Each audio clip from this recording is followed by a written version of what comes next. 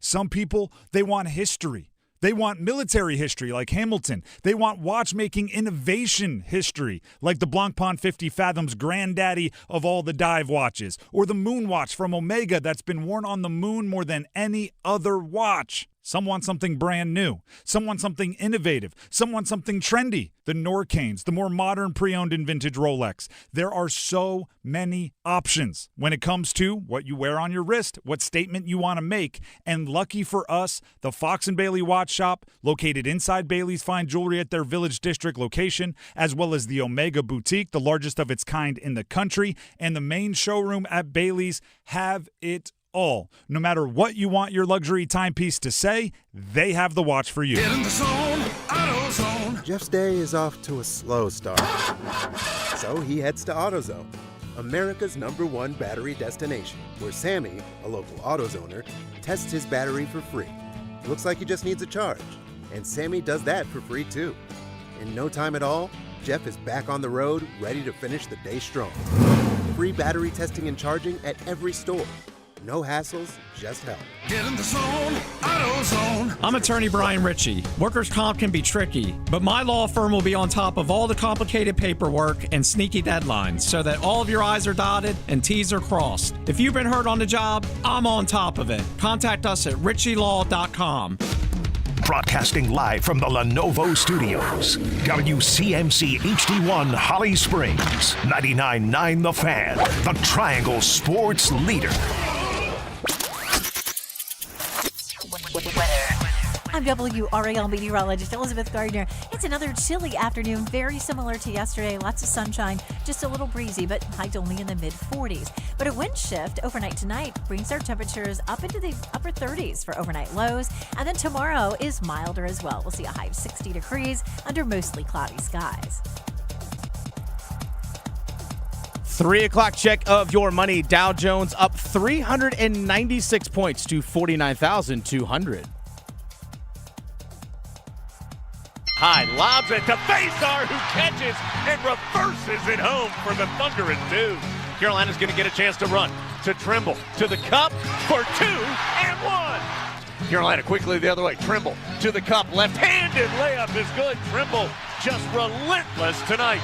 Khalifa turns it over. Trimble's going to have a wide open tomahawk finish. Cardinals quickly the other way. Conwell across over, has a shot rejected at the rim. The Drive with Tim Donnelly on 99.9 The Fan.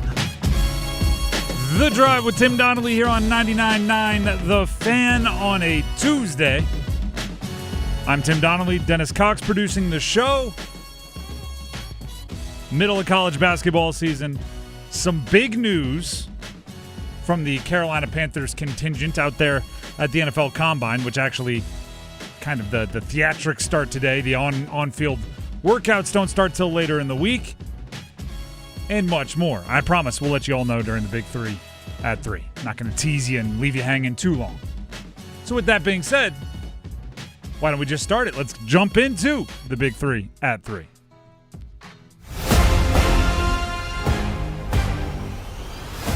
Number 1. Let's start with the on-court results. Carolina got, I would say, their second or third, maybe 2B, biggest win of this season last night against Louisville, 77-74. That is a massive win, right? And the reason why I say 2A or 2B, you could either take a better Virginia team and say they beat Virginia earlier this year on the road, but they had Caleb Wilson, or Louisville, who's 13th in the net rankings, but 24th in the overall rankings and the AP rankings, but without Caleb Wilson. Those are your second and third best wins of the year, and right what the doctor ordered when the doctor ordered it for Carolina. They now have a resume that includes wins over, in the AP poll, number 1, Duke, as it stands right now, not at the time of the games. Number 1, Duke. Number 11, Virginia. Number 14, Kansas. And number 24, Louisville, without Caleb Wilson. That's a good little top of the resume. If you go by net rankings, those wins currently are over number 2, Duke. Number 13, Louisville, without Caleb Wilson. Number 15, Virginia. 18, Kansas. And you can throw in a win over 29, Kentucky as well. And make no mistake about it, the perimeter. Seth Trimble had himself a day. Look at that. Carolina can beat anybody if they have the perimeter to match up with their post play. Yeah, someone has a career day with 30 points. 30 points on 16 shots, 11 of 16 shooting. And, even more importantly, they didn't force the three a whole bunch of times. 4 rebounds, 4 assists, and a steal for Seth Trimble. It's a heck of a day. Heck of a day. Free throw shooting, yikes. Like, no matter how good things are, 9 of 19 from the field, from the free throw line, excuse me. And Trimble actually went 7 of 11, which means everybody else went 2 of 8. That's how you end up in a game that it felt like they were dominating, winning by 3, and it getting kind of hairy at the end because you didn't knock down your free throws. I'm going to channel my inner middle school coach. They're called free throws for a reason. They're free. Take your points, go play defense. But in the fairness, right, you're playing a top 25 team. The net rankings actually had them as a top 15 team, and you're playing without your best player, and you won. Perhaps we're getting nitpicky to criticize. So great win, needed win, kind of a really good statement towards the latter part of the year. They only have 3 more games on the regular season schedule this season. Really nice statement. Caleb Wilson, if he can return for, say, the Duke game, the ACC tournament, this one will be the crown jewel of his absence. Shout out to UNC for getting it done. 77-74. That is in the Big Three at 3. Number 1, let's get to number 2. Number 2. NC State has an opportunity to make a statement of their own tonight. They are at number 11, Virginia. 7 p.m. Tip on that one tonight. NC State is still looking for that top line of their resume. Right? They have one win over a team, I believe, that was ranked at that time. And that's when they destroyed UNC last Tuesday, 82-58 in their last game. But the haters, the downgraders, whatever you want to call them, will point out that Caleb Wilson and Henry Vasar didn't play in that game. I don't think that negates it completely, but it does downgrade it a little bit. On the road at Virginia is a legit making game, right? It's a certified game. If you win that one, you are certified as one of the top teams in the ACC and as a team that nobody wants to face in the postseason. And even more so, this is the opportunity that the ACC, I don't think they did it right, but it's an opportunity that the ACC is giving you. You're playing Virginia twice this year. You don't play many teams in the ACC twice anymore, right? You just get these random rotating secondary rivalries and then your one main rivalry, although you know how everybody feels about State's choices there. But they're playing Virginia twice. They lost at home versus Virginia 76-61 back on January 3rd. It's one of the only games that I can recall where the big three that they have, if you 2.5, right? I guess Darian Williams has kind of been in and out. But Van Allen Lubin, Kadir Copeland, and Darian Williams kind of all underwhelmed. Williams, 7 points, 5 rebounds, 1 assist, significantly below his season average in points and assists. Van Allen Lubin had 7 points, 5 rebounds. He's been seemingly a walking double-double. So obviously, significantly below his average in points and assists. Even Kadir Copeland, who had 15 points, which is kind of right on board with his average, just 2 rebounds, just 4 assists, significantly below his average in rebounds and assists. So the big three that everybody depends on for NC State did not play well against Virginia back on January 3rd. So I actually think as a competitor, it's quite fortunate. That's one of the teams you get to play twice. You get to make your adjustments. You get to go back. You get to do better. You get to try to catch them in their place. Will Wade? I think there's a possibility that this Ryan Odom at Virginia, Will Wade at NC State is one, if both coaches want to stay around, it's one that we could see a whole bunch of times over the next however many years, right? And with that comes a certain level of chess, a certain level of me versus you, a certain level of you got me last time, watch me adjust and get you this time. I hope coaches have that kind of competitive back and forth. They just named the court up there after Tony Bennett, by the way. And Tony Bennett went real Tony Bennett. Did you see what he did with the signature? Written in like little pinstripes on his signature that's on the court are the names of every person that impacted the program, players, assistant coaches, trainers.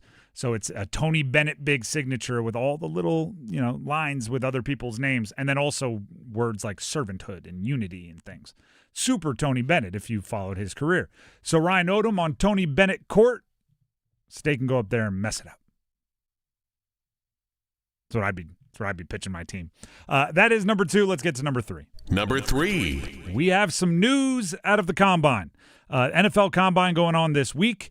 And also during the Combine, we get media availabilities for coaches, GMs, right? The NFL makes us stand at the podium and answer questions.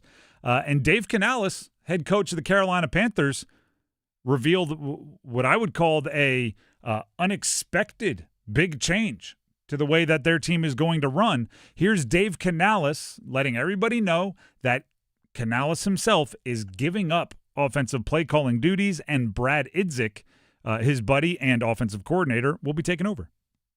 Daryl comes in at a really special time.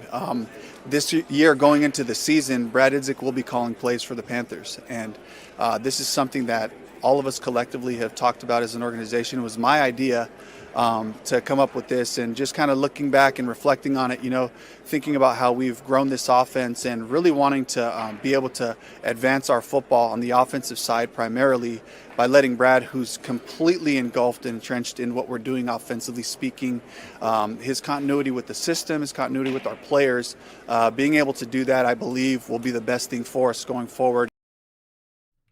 Yeah, he's given over play calling duties, and the Daryl he references at the beginning is Daryl Bevel, who was hired as a offensive specialist and is a long-time offensive coordinator, offensive mind, and actually collaborator from their time in Seattle with Dave Canales. I had 2 reactions to this simultaneously. The first was surprise because I didn't think it was going to happen, and the second is I like it. It's a legit move from Dave Canales. And I like it for the reason of it allows Dave Canales, I guess, to get back to what made him a rising name in this business. He was not a guy that came up with the offensive guru kind of reputation, right? He didn't call plays for a bunch of years. He didn't call plays with some quarterback and innovate anything. No, he was with the Seattle Seahawks, where vibes were as important as anything, and he only called plays for 1 year before taking over in Carolina. 1. And it was with Tampa Bay. And they had, I think it was the 23rd ranked offense that year. So that's what he was working with.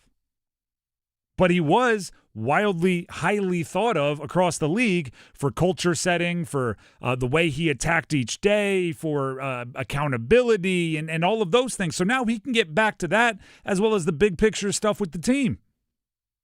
Let him focus on culture, energy, team direction, and also kind of the bigger picture things of offense and defense, and not the minuscule of play calling. Things like, hey, Ejiro Evero, defensive coordinator, I need you to get out of prevent, right? This is a situation where I want you to be aggressive. I can now pay attention and judge that on a play-to-play basis because I don't have to worry about what we're going to do if and when we get the ball back on offense.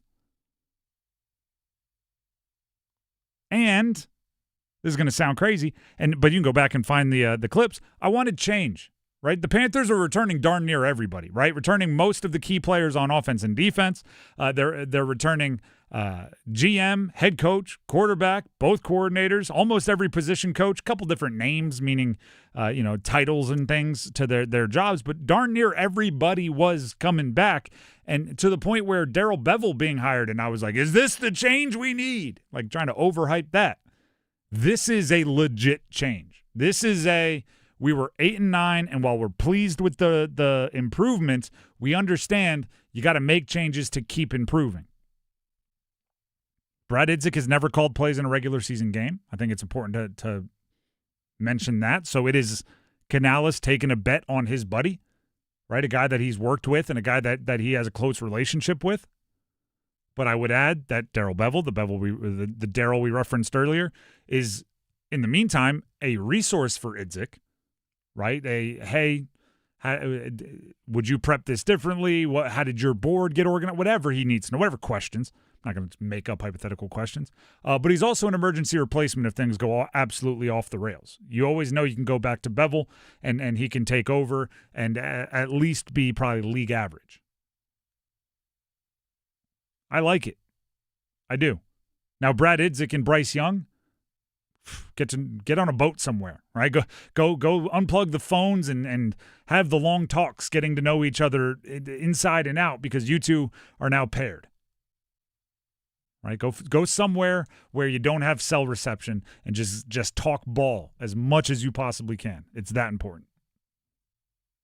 The Drive with Tim Donnelly, 99.9 The Fan. That is the Big Three at 3. We'll come back with a little UNC reaction. They beat Louisville last night. How big of a deal is it? Next.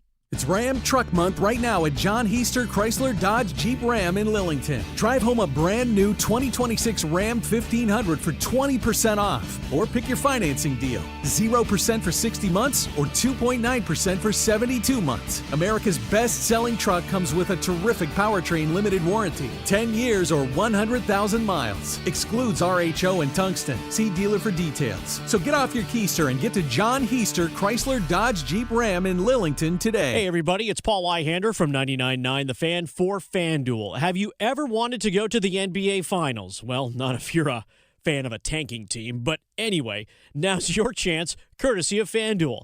All you have to do is use your profit boost on an NBA future, and you'll be entered for a shot to win an NBA Finals trip for 2. NBA Futures lets you lock in your pick for who you think will go all the way, whether it's a team to win the championship or a Western Conference or Eastern Conference title. Visit FanDuel.com/Paul, Paul with a capital P, and get started. Play your game with FanDuel, official sports betting partner of the NBA. 21 plus and present in North Carolina. No purchase necessary. Limit 1 entry. For Profit Boost token, opt-in required. Must apply Profit Boost token on select market. Restrictions apply. See full terms, including methods of entry, at sportsbook.fanduel.com. Gambling problem? Call 877-718-5543 or visit morethanagame.nc.gov. Jackson Hewitt handles your taxes and your stress. Inhale on no surprise price of $149 or less. Exhale, paying more for complicated taxes. You won't. Inhale, new tax law knowledge. Exhale, missing out on your biggest refund? Certainly not. Don't miss paying $149 or less. Rest easy. Jackson Hewitt's got your taxes. Guaranteed. Limited time offer for new clients on federal returns. Participating locations only. Terms at jacksonhewitt.com/149.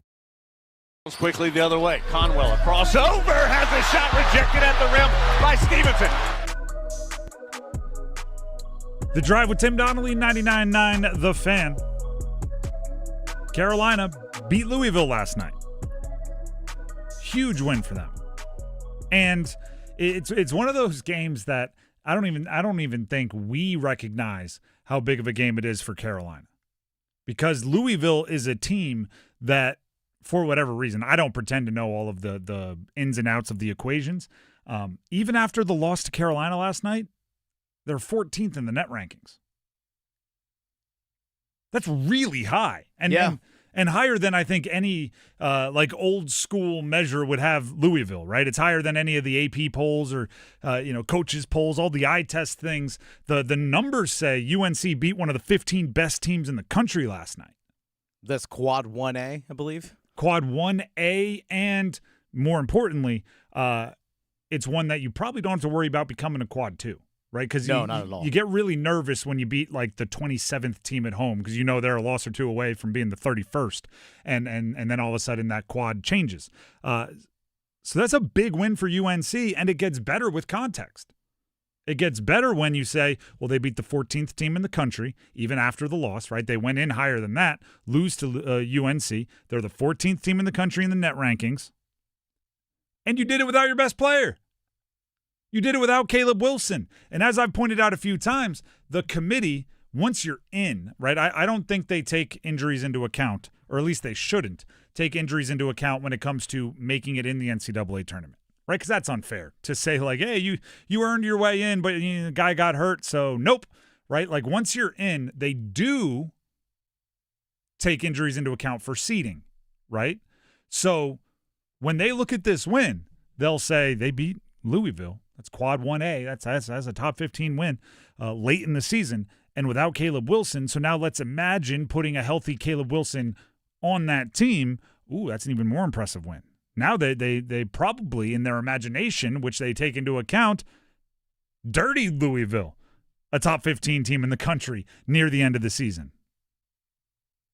And Seth Trimble, a player who is a part of, right, in the position room of the concerning position for UNC, right, the guards, particularly the scoring guards, 30 points? He put up a 30-burger on 11 of 16 shooting, dunks, like all kinds of the things we've been looking for from Seth Trimble. He decided Louisville was the game to let it all fly. That's a really, really gosh darn good win for UNC. And now we add into the same conversation we've had about a few teams this year, but Carolina is certainly amongst them. Consistency. Right? Consistency. And I'd take it one step further and say consistency of the guard play. If you go look at their games that you get really excited about, there's usually one or two guards that had a unusually good day. And that's all it takes. That's all it takes. But if they have their maybe traditional or even a little bit below average play, you start to leave a little bit more to be desired.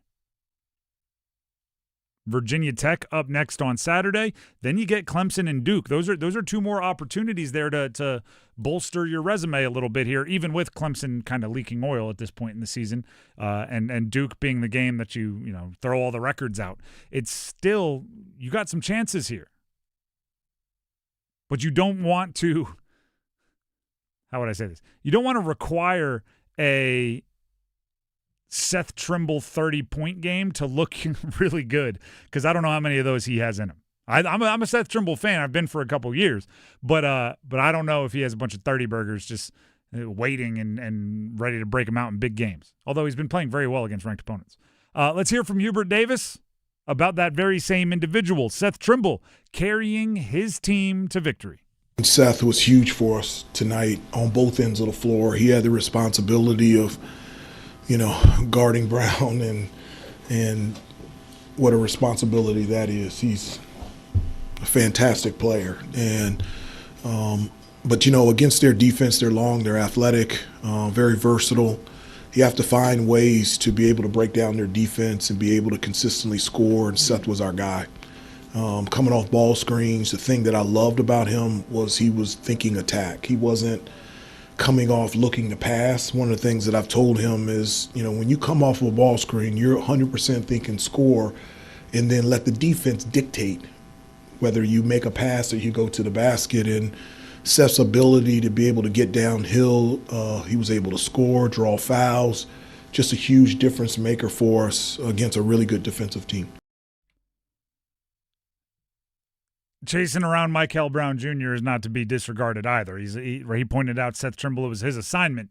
Now, Brown finished with 24 points on 25 shots. That is a lot of chasing around. That's a lot of contesting. That's a lot of avoiding fouls. That's a lot of, quite frankly, for anyone that's ever played any level of basketball, sounds tiring to me. Yeah, there wasn't a shot that he didn't want to take, Brown, that is. And I mean, wasn't awful, right? Shot above 40% from three, but anytime you take as many shots as points you score, you're not being efficient enough. But he didn't get to the free throw line, right? And it was a volume play.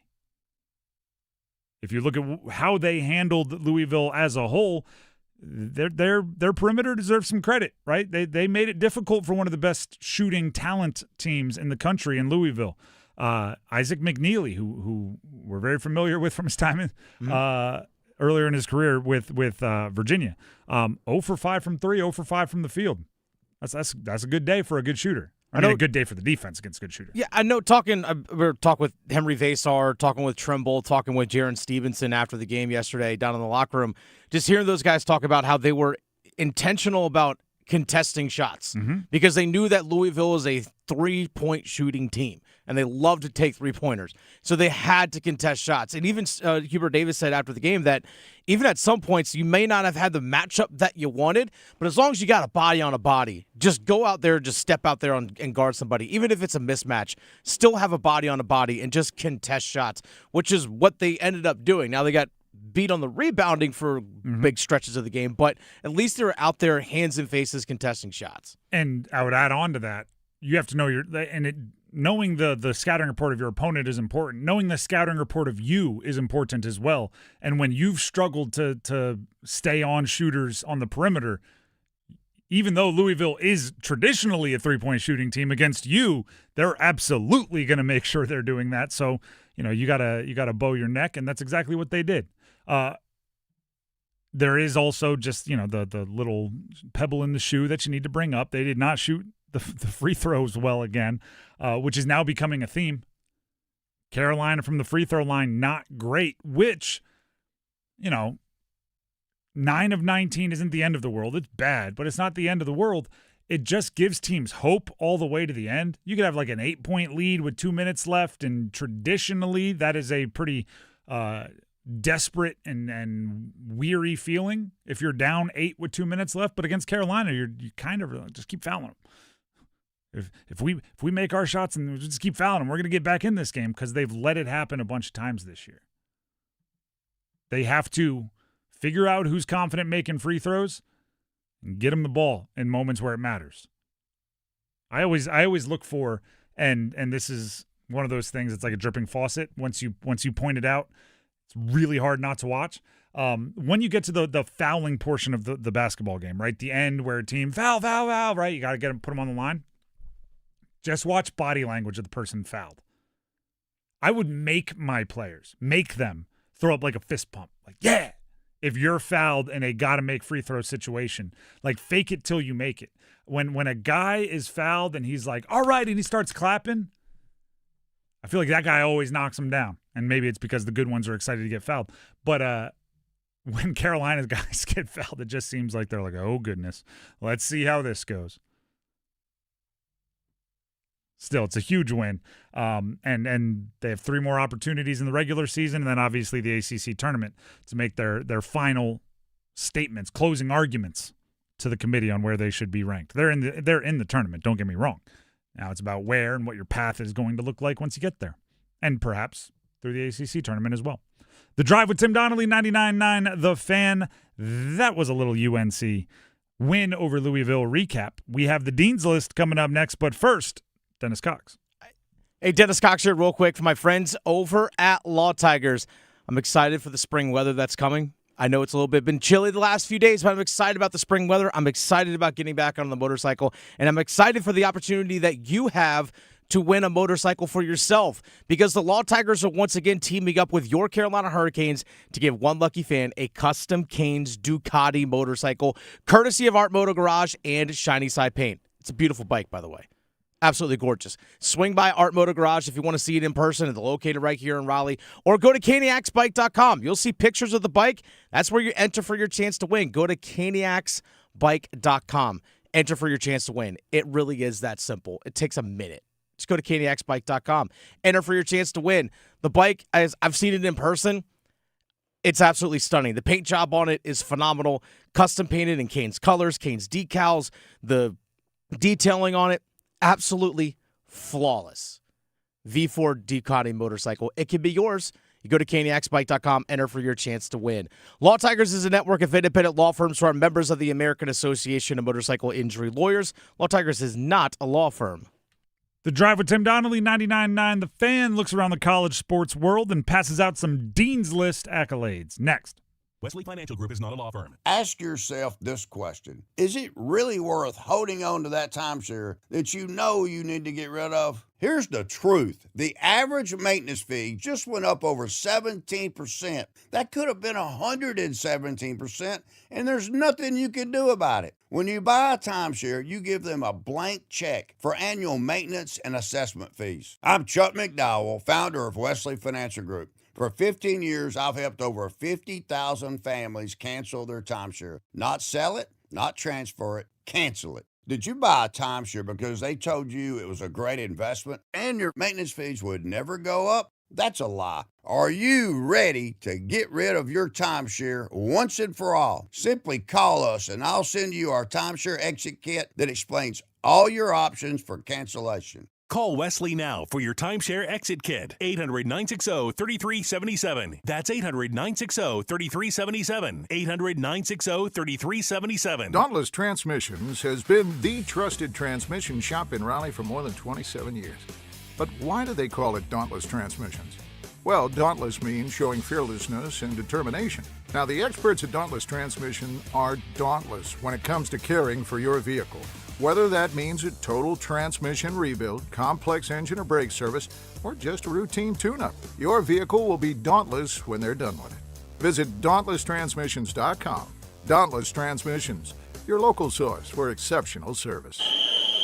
Hey, Tim Donnelly here with a game day tip from WakeMed Heart and Vascular. When it comes to your heart, you can't afford to sit on the sidelines. Get up, get out, get moving, and get active. Routine exercise is a proven game plan for managing weight, cholesterol, blood pressure, and your stress levels. And all of that adds up to a healthy heart that will get you well into the fourth quarter of life. Learn more about caring for your heart at wakemed.org. Wilson takes the snap, runs up the middle, charges, backward, goal line, touchdown. 3-yarder. Will Wilson, his fourth rush TD of the ballgame. The Drive with Tim Donnelly here on 99.9 The Fan. It is time to pass along some extra accolades to those that deserve it in the college sports world that we hold so near and dear here in the Triangle in North Carolina. It's something we call the Dean's List.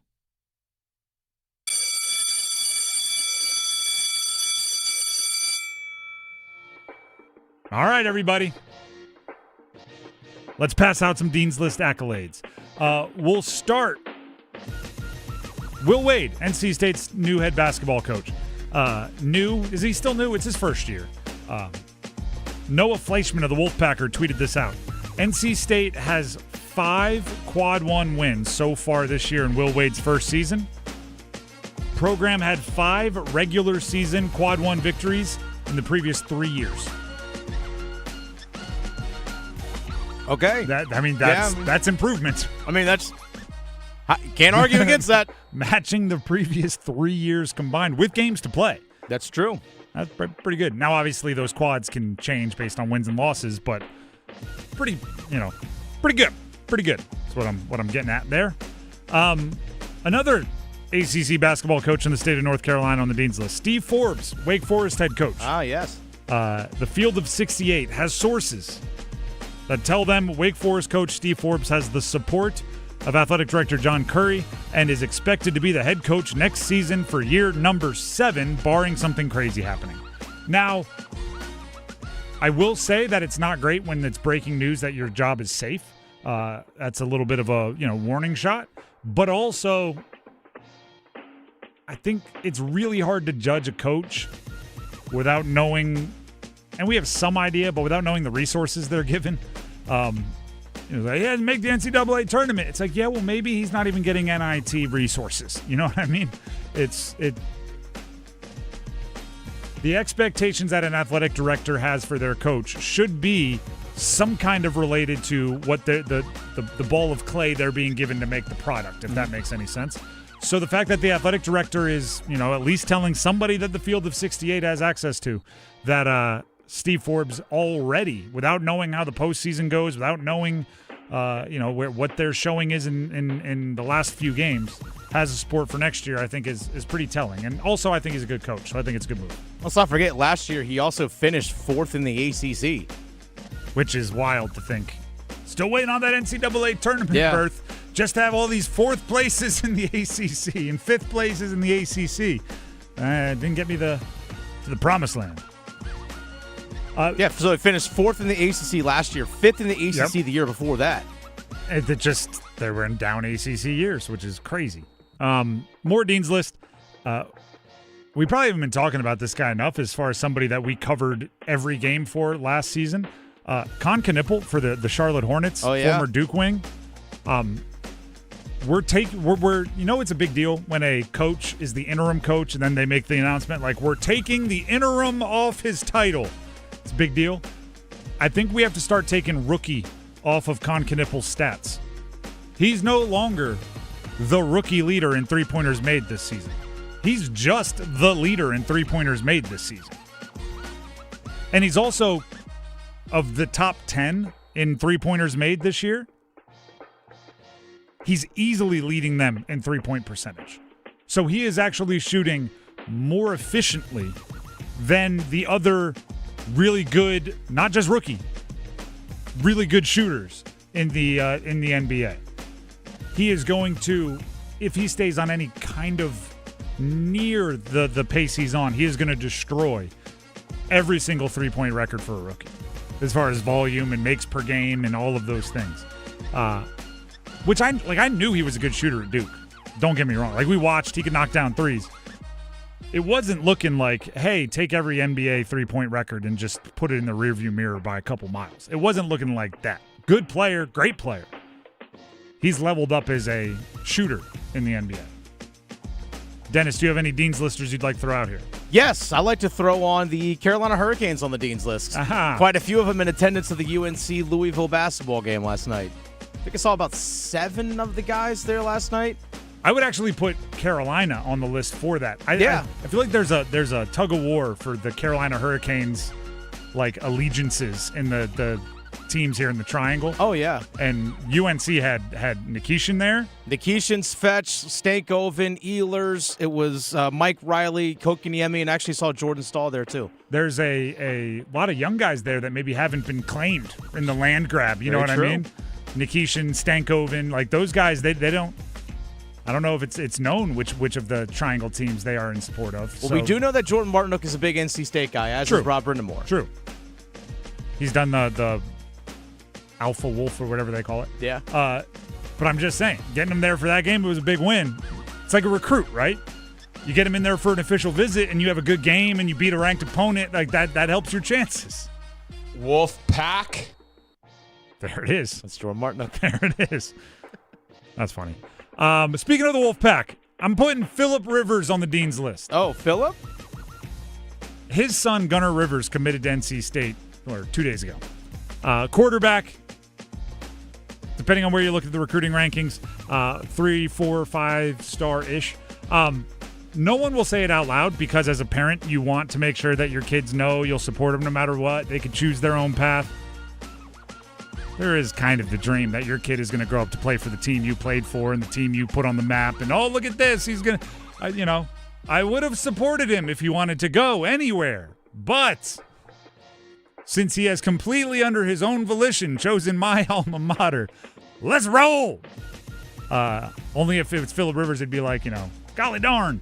That's pretty cool. Now, I will say this, and I've done a deep dive. Kind of interesting what's going on with the rankings. Gunnar Rivers in the 247 composite rankings, which is an average of the rankings across the entire kind of that world of the internet, dropped a bunch in the day after he committed to NC State, which felt fishy. A little bit of diving, you learn that 247 did not change their own rankings for him, but On3/Rivals did. Gunnar Rivers went from the 15th ranked quarterback to the 27th ranked quarterback in the 2 days since he committed to NC State. So we're putting Rivals on detention? or I'm making sure state fans are aware of what's going on with their guy, and Phillip Rivers can use this as a chip on the shoulder for his son. He dropped from the 171st overall recruit to not even admitted on the Rivals top 300. But are you ready for an even deeper dive?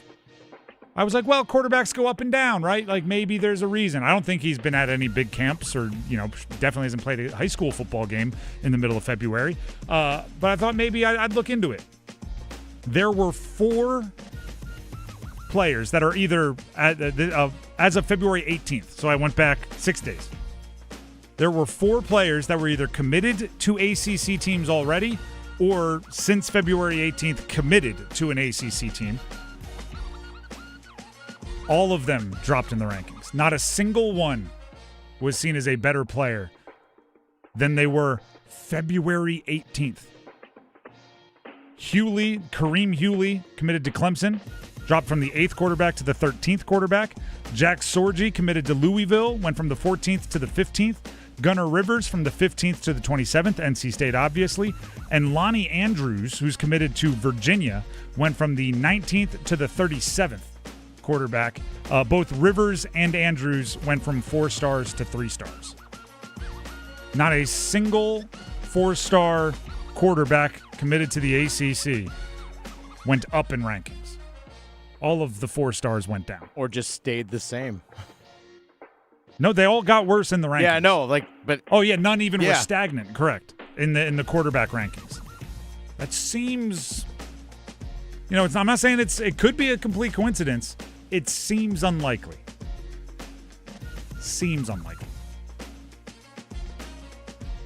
So Gunnar Rivers is the second highest ranked quarterback commitment in 247 composite rankings in NC State history.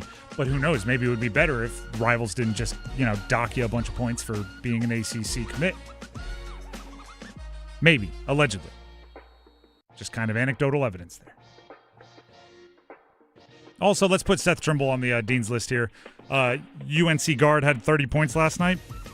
Saw this stat being passed around.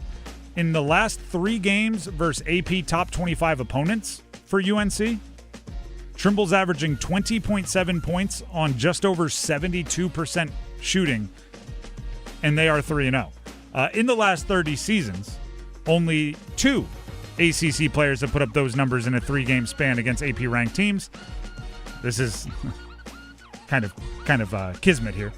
Duke's Carlos Boozer back in 01-02, and Wake Forest's Tim Duncan, 96-97. I think I remember that guy. They're both good.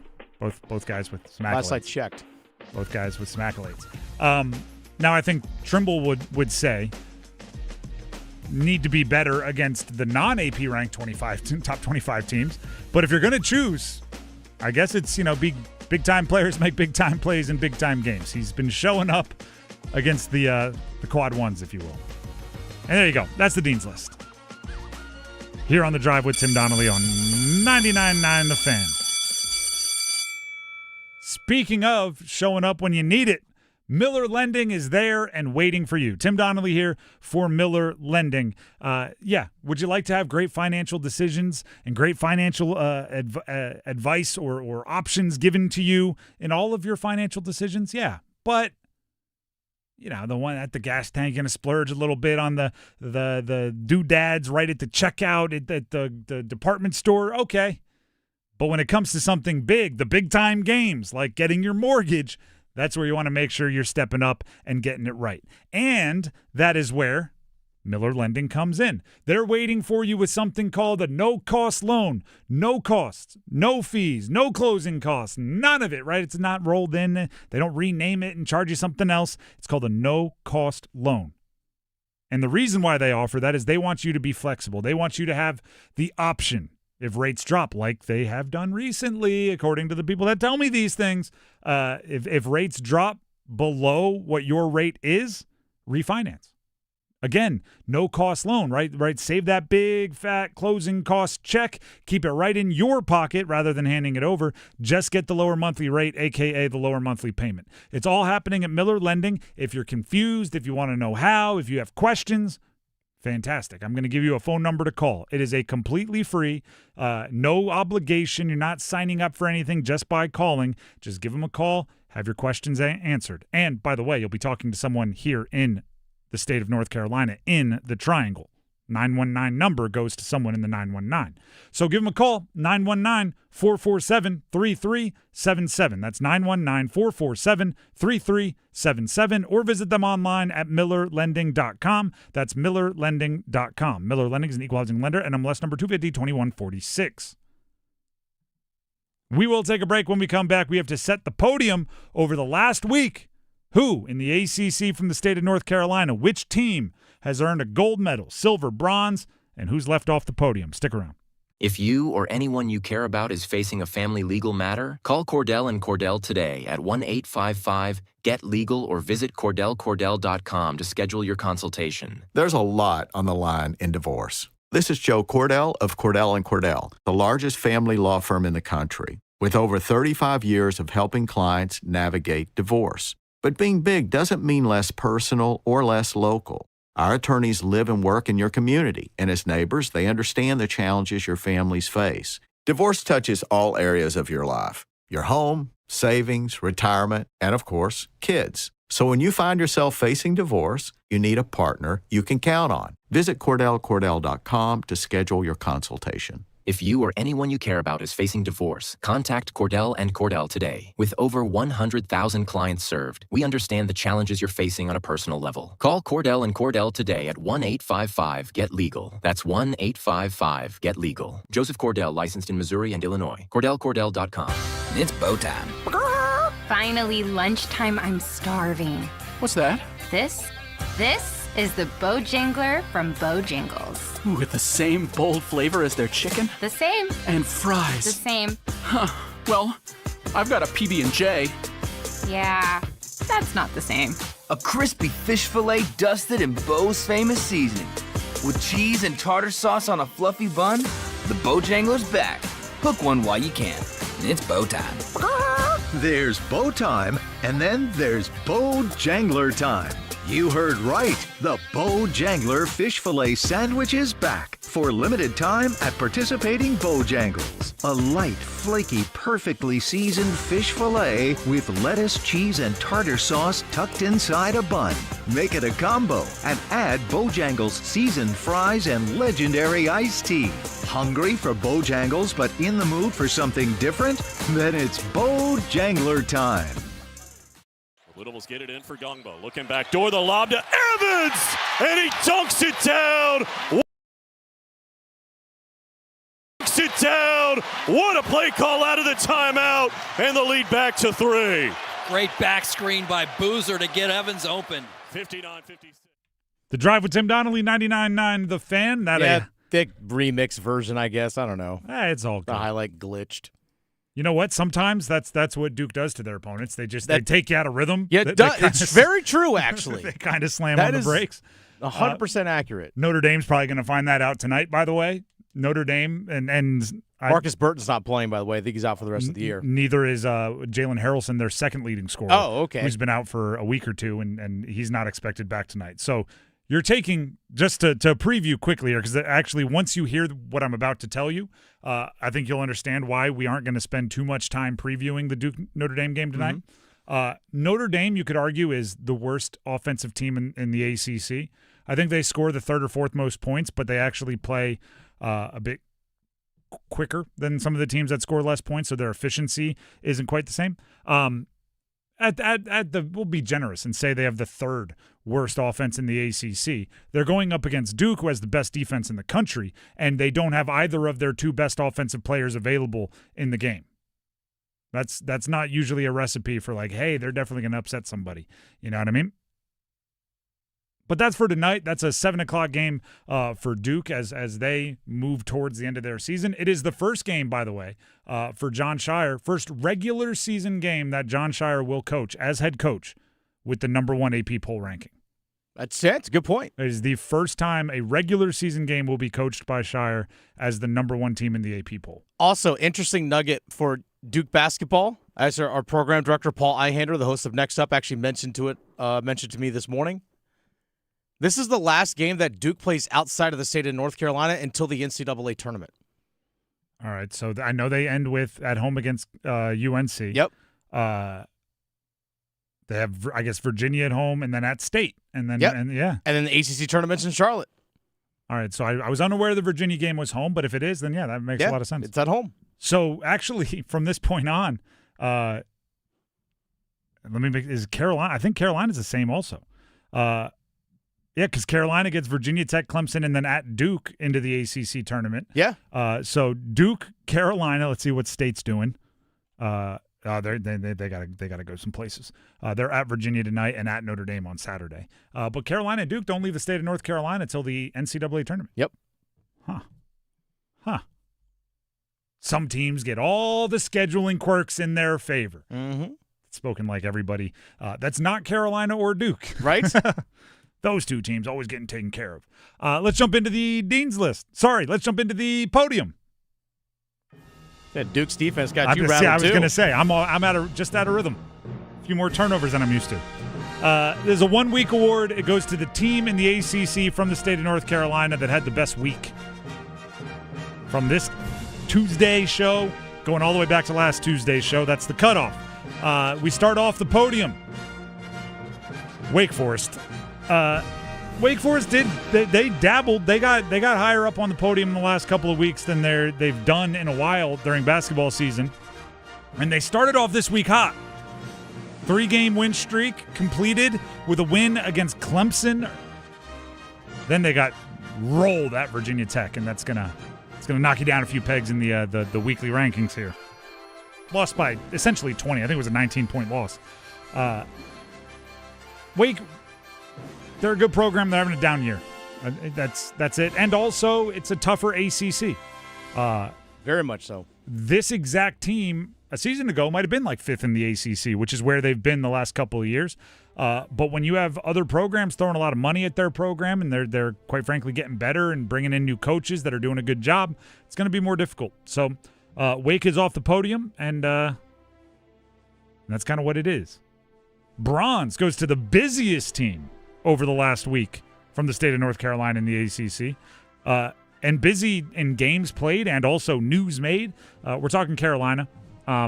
Obviously, their last 2 games have been great, right? They won at Syracuse. They won versus Louisville last night, which was a huge win. I've talked about it extensively. But you might forget that last Tuesday night, just under the wire for this week, they got rolled by NC State. 82-58, and it was a bully from pretty much the opening tip. So, granted, Caleb Wilson, Henry Vasar didn't play in that game, and Vasar did play in the next 2, which they won. But in a rivalry game, there's only so much, actually, you can throw on there before it's just a loss that you lost by a bunch. It was a nice bounce back, though, and they have the opportunity to set themselves up nicely for the postseason. But, that loss was something serious to bounce back from. Silver, I'm ready for this. NC State. They won. The only game they played during this kind of grading period was the win versus Carolina. That's it. They've been waiting all the way till tonight where they will play Virginia, which is a big game.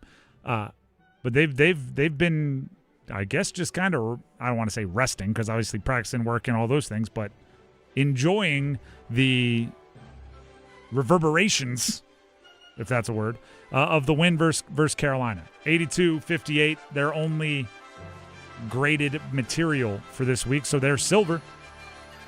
And actually, because it was a rivalry game and because they dominated, I did consider them for gold. But when you add in Caleb Wilson, Henry Vasar didn't play, probably took him out of the running for gold in a realistic sense. Speaking of gold, it goes to Duke. They beat the number 1 team in the country and did so passing the eye test with flying colors. It was not, people like to bring up that Michigan didn't shoot the 3 well. Like, to beat Michigan, you just needed your front court to have a great day and Michigan to miss all the 3s. And I'm going like, they made the exact same amount of 3s as Duke.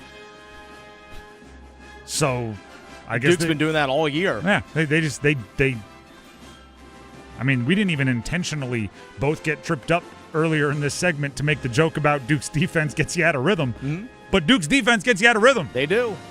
So if Michigan wasn't making 3s, perhaps the defense had something to do with that.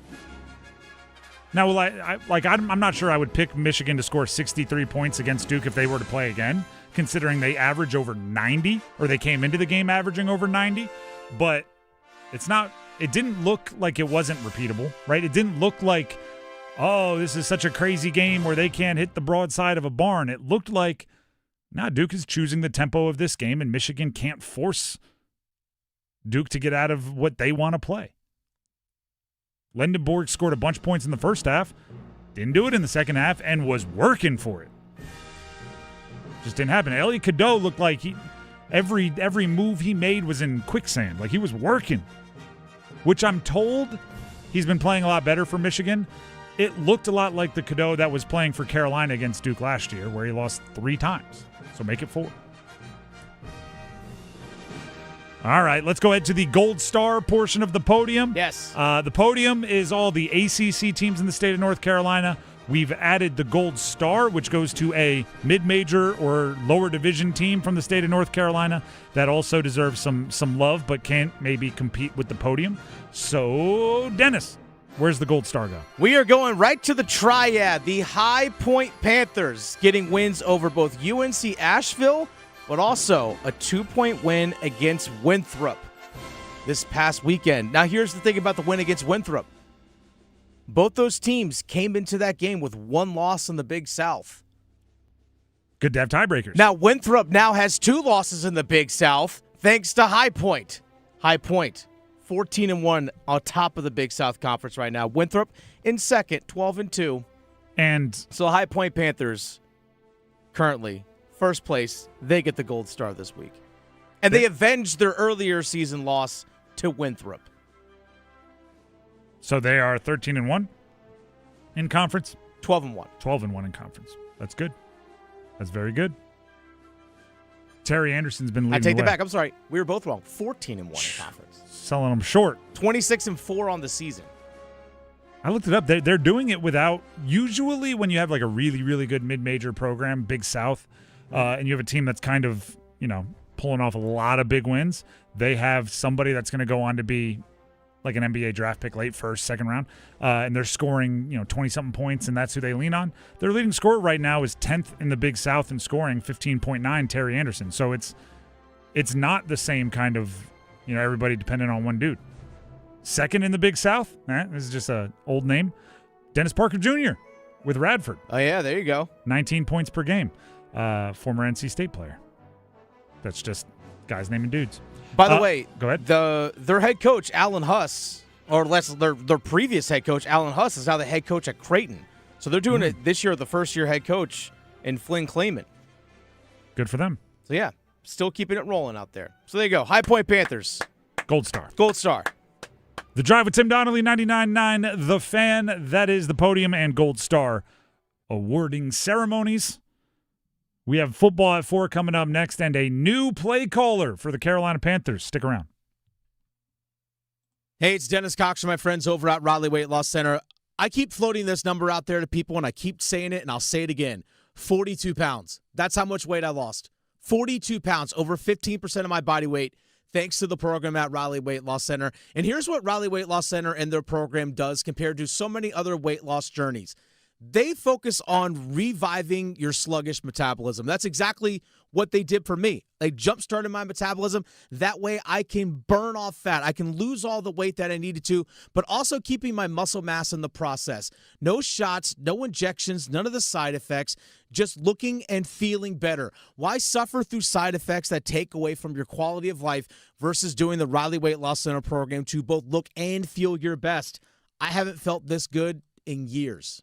919-897-7506 or visit RileightWeightLossCenter.com. The first 50 callers get $100 off. 919-897-7506. Results may vary. Our state's future begins with our students. That's why the North Carolina Education Lottery has contributed over $12 billion to education. Through scholarships, school construction, support staff, and pre-K programs, lottery dollars move our state forward, helping students become the best versions of themselves. Visit MovingNCStudentsForward.com and share how your student or school community has benefited for a chance to earn $2,000 for your story. Must be 18 to play. Problem gambling helpline 877-718-5543. Oh, I'm John Heister for John Heister Chevrolet in Fuquay Arena. You know, people are asking us, how are you selling so many cars all of a sudden? Well, did you know that the Beltline has opened up the outer loop? We're only 28 minutes from Knightdale. We're only 19 minutes from Clayton and 15 minutes from Apex. We're now the most convenient Chevrolet dealership to reach in the Triangle. It's just one more reason to get off your keister and come to Heister. Now at John Heister Chevrolet, get $4,000 off a new 26 Traverse or 26 Equinox. See dealer for details. Together, let's drive. I'm attorney Brian Ritchie. Getting hurt in a car wreck comes with all kinds of stress and frustration. But when you call me, I'll be on top of all of it. So all you need to worry about is getting better. If you've been injured in a car wreck, I'm on top of it. Contact us at ritchielaw.com. Broadcasting live from the Lenovo Studios. WCMC HD1 Holly Springs. 99.9 The Fan. The Triangle Sports Leader. I'm WRAL meteorologist Elizabeth Gardner. It's another chilly afternoon out there. Lots of sunshine, just a little breezy, and high temperatures in the mid-40s. But tonight, our wind shifts to southerly, and that's going to warm us up. We'll be in the upper 30s for overnight lows, so no more freezing temperatures for a while. And our high tomorrow afternoon is comfortable, right around 60 degrees, with increasing clouds. Weather update brought to you by Blue Shark Vodka, the world's smoothest vodka. Pour Blue Shark Vodka at all your events to lift everyone's spirits. Blue Shark Vodka, the shark that doesn't bite. 4 o'clock check of your money. Dow Jones up 377 points to 49,181.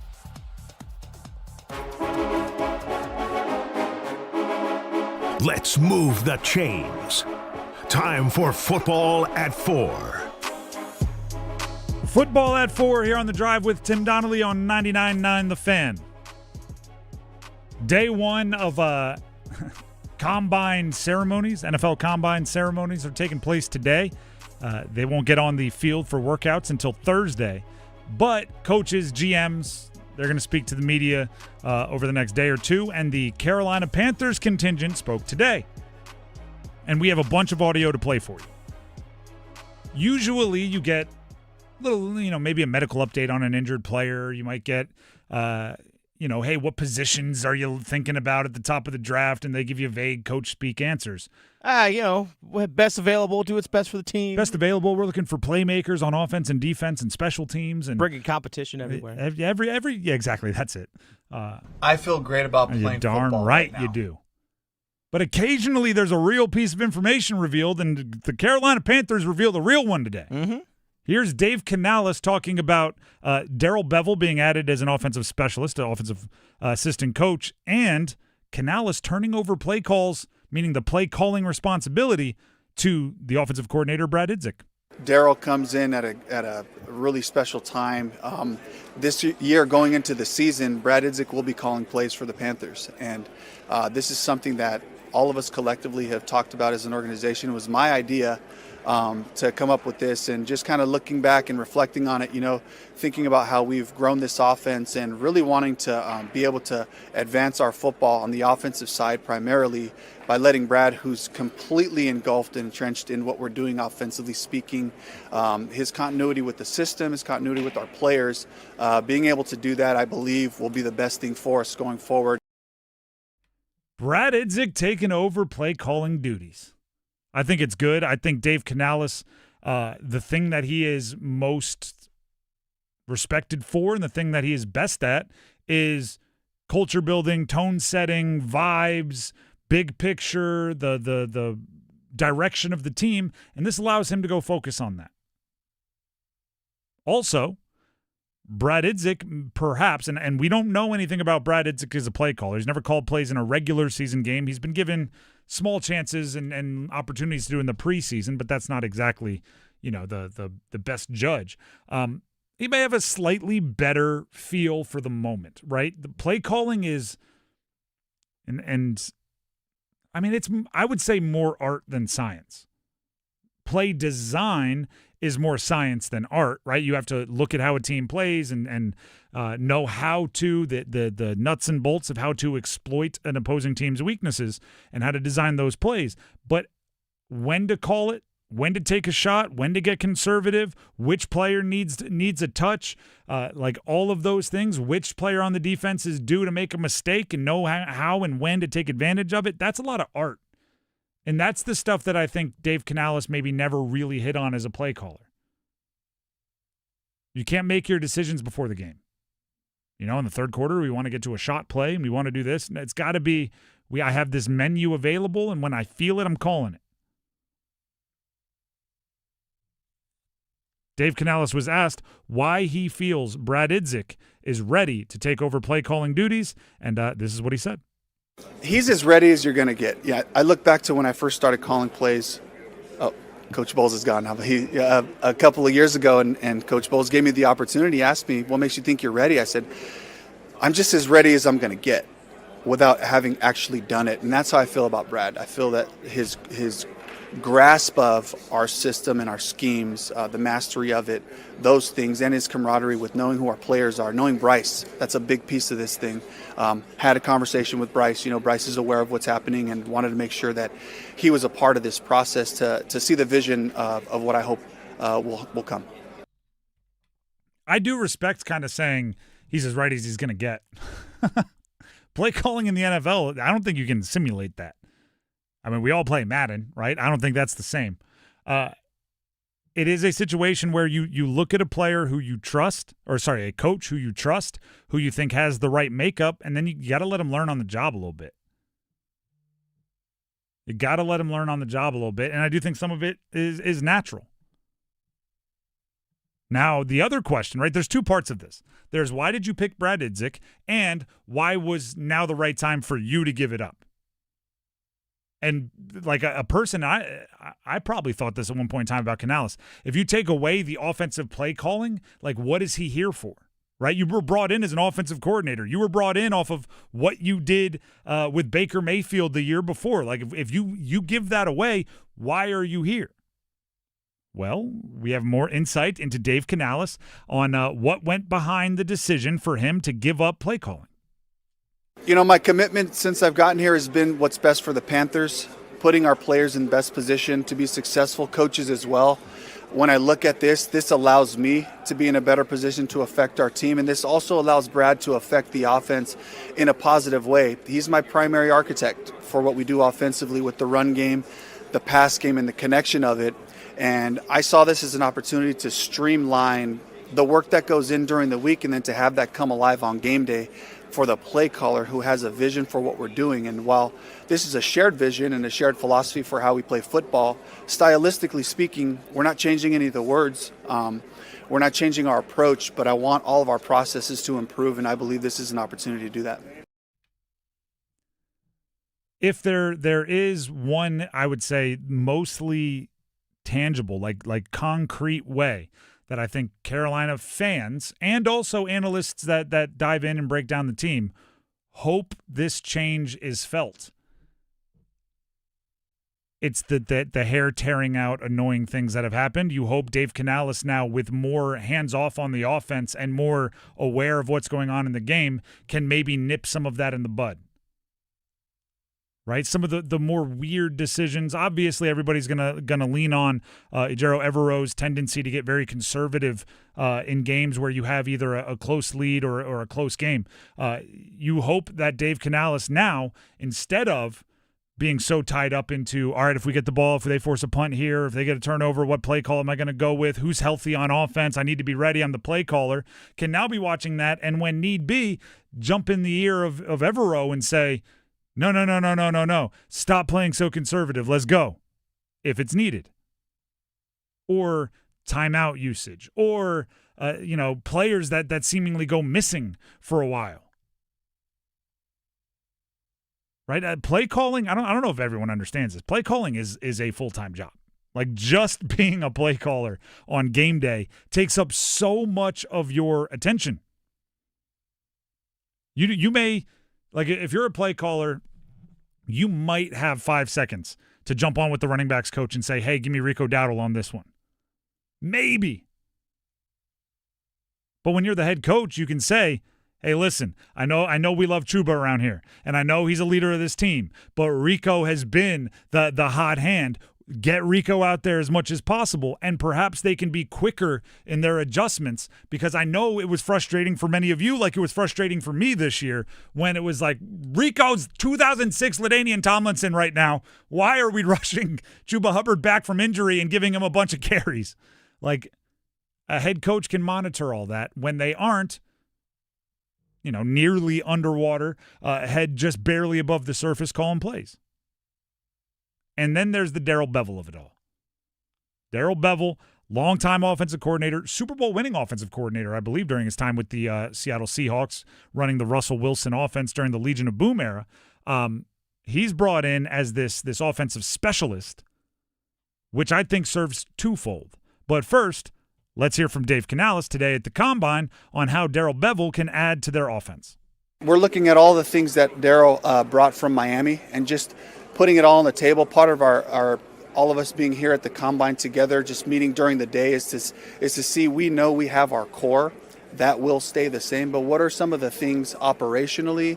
What are some of the wrinkles from a schematic standpoint that we might be able to add to bring value to what we're doing? And certainly looking at an offense that I've really respected over the years, and a coaching family with Mike McDaniels, Kyle Shanahan, and the like, that I really respect, and to see how do they get to such good football, explosive plays, all those things. Wanted to make sure that we're continuing to bring things for our offense. Here's what I think Darrell Bevell's role is. First, a sounding board for Brad Idzik, right? Because for everything I just said that now Dave Canales can focus on, he can't actually focus on if every question Brad Idzik has, Dave Canales has to be there to answer. So Darrell Bevell can be the veteran, right? The old, true whatever, right? The old guy that can sit there and help him out. Right? Just the little tricks of the trade. Here's what tripped me up. Don't let this happen. Not necessarily telling him everything to do, but being a resource. And then also, he's an insurance policy. Right? Brad Idzik, I've referenced it a few times. He's not called plays in the NFL level. I don't know if he's called plays at any point in his career. Preseason games. Preseason games, which I not to be rude, I don't count. Yeah, that's fair. I don't know if he, was a high school offensive coordinator or something at any point in time. But if it goes horrendously, but Dave Canales likes his role as kind of the GM, overseer, head coach, I think Bevell is a guy that you can turn to if you need to. He is a guy that you can jump to and get a decent, at least decent, offensive play calling situation from. So he serves as both a resource and an insurance policy. And now Brad Idzik gets to go out there and live out every kid that's ever bought Madden's dream. He'd go out there and call plays in the NFL. And it becomes, this is not an exaggeration. He's in the top, easily top 10 most important people in the Carolina Panthers franchise right now. Brad Idzik is.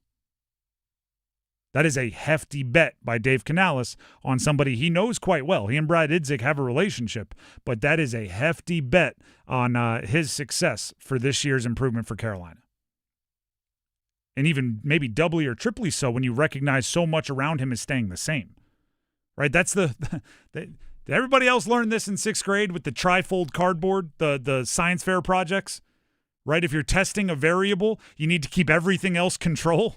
Right? Everything else has to be the same and you only change the variable. Well, guess what? They're bringing back the same GM, the same head coach, the same coordinators, the same quarterback, the same number one wide receiver, most of the same offensive line, most of this, the same. They're changing the play caller. If it gets way better, Brad Idzik's going to look around and go, I did that. If it gets way worse, people are going to look around and go, you did that. That's kind of how it's going to sit. So we'll see, and we'll be right there ready to react. And many of you will when we open up the phone lines on Monday sound-offs and when we open up the text lines and everything else. So we'll see how it goes. Dennis, obviously you are in tune with the Carolina Panthers. What's your reaction to Idzik taking over play calling? To me, I think it's a big boy move by Dave Canales, recognizing that, what's best for the team, that I give up the thing that I want to probably do most. I think that's a big boy move by Dave Canales, recognizing that, you know what, I can get the offense incrementally better, or I can make this entire team better. I think it's a big boy move by Dave Canales. There's a lot of ways to look at it. Some might say it's a panic move by Dave Canales. I don't think it is I don't think it's a panic move. Because that's not his cup of tea, right? If Dave Canales brought in like a new personality hire, like a coach that has like a Bill Belichick demeanor, and they start talking about how they're going to be business-like this year and grumble, I'd be going, panic move, right? Because everything he believes in is, I love playing football, and football is great, and we wake up every day with a new excitement for the challenge. If he changes that, I'd be concerned. Changing the play caller, again, I kind of like it. The Drive with Tim Donnelly, 99.9 The Fan, with the added caveat being that the next big question is, did you give it to the right person? Right, Brad Idzik has to make good on it because changing play calling, I'm into. I don't know if I like Brad Idzik as a play caller or not because, just like I don't know if any of you are my favorite singer. I've never heard you sing. You might be, you might not be. Brad Idzik might be my favorite play caller. Might be my least favorite. There's no way to know, but I like the move. The Drive with Tim Donnelly, 99.9 The Fan. We'll take a break, but first, Dennis Cox has a message. I do. Dennis Cox here real quick for my good friends over at Law Tigers. The thing about Law Tigers and their attorneys, by the way, if you're ever injured in a motorcycle accident, call Law Tigers at 1-800-LAW-TIGERS before you call your insurance company. Law Tigers, they're part of the motorcycle riding community. They know the risks of the road. They know what your bike is worth. They know what your gear is worth. And also they understand what it's like to go through an accident. Your case evaluation with Law Tigers is always free, and you don't pay a dime until your case settles. We all know insurance companies, they want to give you the least amount possible, whereas Law Tigers, they fight for you. They're there for you. Again, they are part of the community, and they also are very big at giving back to the community, especially you hockey fans out there. Because the Law Tigers, they're once again teaming up with your Carolina Hurricanes to give one lucky Caniac a custom Canes Ducati motorcycle, courtesy of Art Moto Garage and Shiny Side Paint. Simple to enter. Go to caniacsbike.com. That's where you enter for your chance to win, caniacsbike.com. You'll see pictures of the bike right there. That's where you go to enter in. If you want to see the bike in person, just swing by Art Moto Garage. They're located right here in Raleigh. It's an absolutely gorgeous V4 Ducati motorcycle. I saw it in person. I've seen it. I fell in love with it. I can't win it, but you can. Go to caniacsbike.com. Bike will be given away on April 4th, live on the ice at the game, and it includes tickets into a catered suite as well. caniacsbike.com. Law Tigers is a network of independent law firms who are members of the American Association of Motorcycle Injury Lawyers. Law Tigers is not a law firm. The Drive with Tim Donnelly, 99.9 The Fan, plays a game of Cup or Drop. Coming up. Listen for the Did He Just Do That? Baystar to the cup for the tomahawk. Timeout, Syracuse. Listen for the Get That Out of Here's. McKinney into the paint, blocked by Brown from behind. Get that out of there. Did he just do that? Now Caleb Foster ahead to Evans and a dunk to say goodnight. The road to Indianapolis runs through 99.9. The Fan, driven by Strategic Tax Resolution, Fairway Green, and Wake Med. It's bow time. Finally, lunchtime. I'm starving. What's that? This is the Bojangler from Bojangles. Ooh, with the same bold flavor as their chicken? The same. And fries. The same. Huh. Well, I've got a PB&J. Yeah, that's not the same. A crispy fish fillet dusted in Bo's famous seasoning. With cheese and tartar sauce on a fluffy bun, the Bojangler's back. Hook one while you can. It's bow time. There's bow time, and then there's Bojangler time. You heard right. The Bojangler fish fillet sandwich is back for limited time at participating Bojangles. A light, flaky, perfectly seasoned fish fillet with lettuce, cheese, and tartar sauce tucked inside a bun. Make it a combo and add Bojangles seasoned fries and legendary iced tea. Hungry for Bojangles but in the mood for something different? Then it's Bojangler time. Think only current and former smokers get lung disease? Well, before you breathe a sigh of relief, WakeMed would like to remind you that even if you've never smoked in your life, secondhand smoke or environmental toxins can put you at risk. So go to wakemed.org and take our free online lung health assessment. It takes just a few minutes. And who knows, it could keep lung disease from taking your life.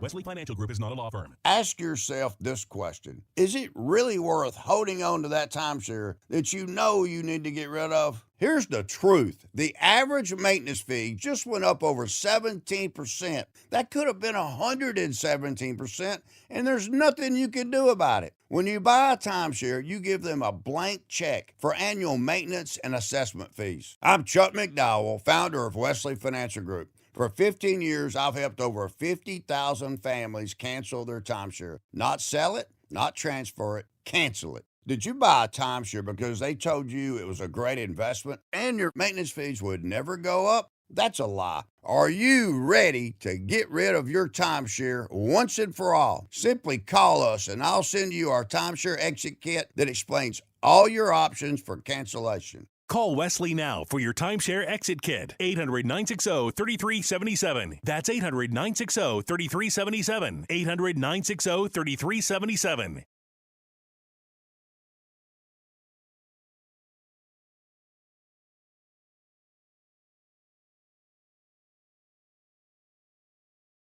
The Drive with Tim Donnelly, 99.9 The Fan. Apparently, Duke's defense still has our computers Duke's a little defense out of is on rhythm. lockdown right now over here. It's tech stuff happening, and Yeah. that happens. Everybody's been there.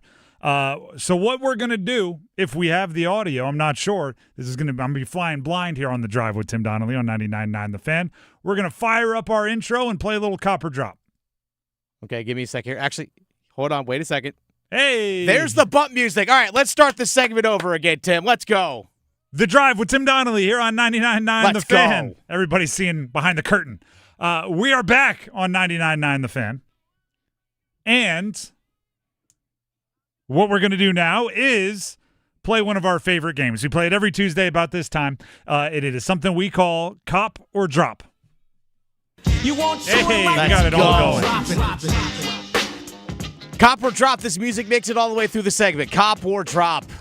I'm copping. That's Optimism. darn right. Optimism. Let's go. Now I'm going to filibuster until it stops. That's right. All right, cop or drop. We talked about Brad Idzik now being the play caller for the Carolina Panthers and their offense. He's been the offensive coordinator the last couple of years under Dave Canales. Cop or drop. The Carolina Panthers offense, which finished 27th in scoring last season. Cop or drop, the Carolina Panthers finished in the top 20 of scoring offense in the NFL. Cop or drop. So we're just going points per game. Just points per game. Top 20? They were 27th last year. 20? I think I'm going to drop. Okay. I think an improvement is coming. 22? Like, that's my expectations. People always joke, like, the bar is so low. I just want you to not be bottom 10. That's all. Don't be bottom 10. Right? Get to 21st, 22nd. That's all I'm looking for. I don't need 17. I'd like 17. Heck, I'd like top 10.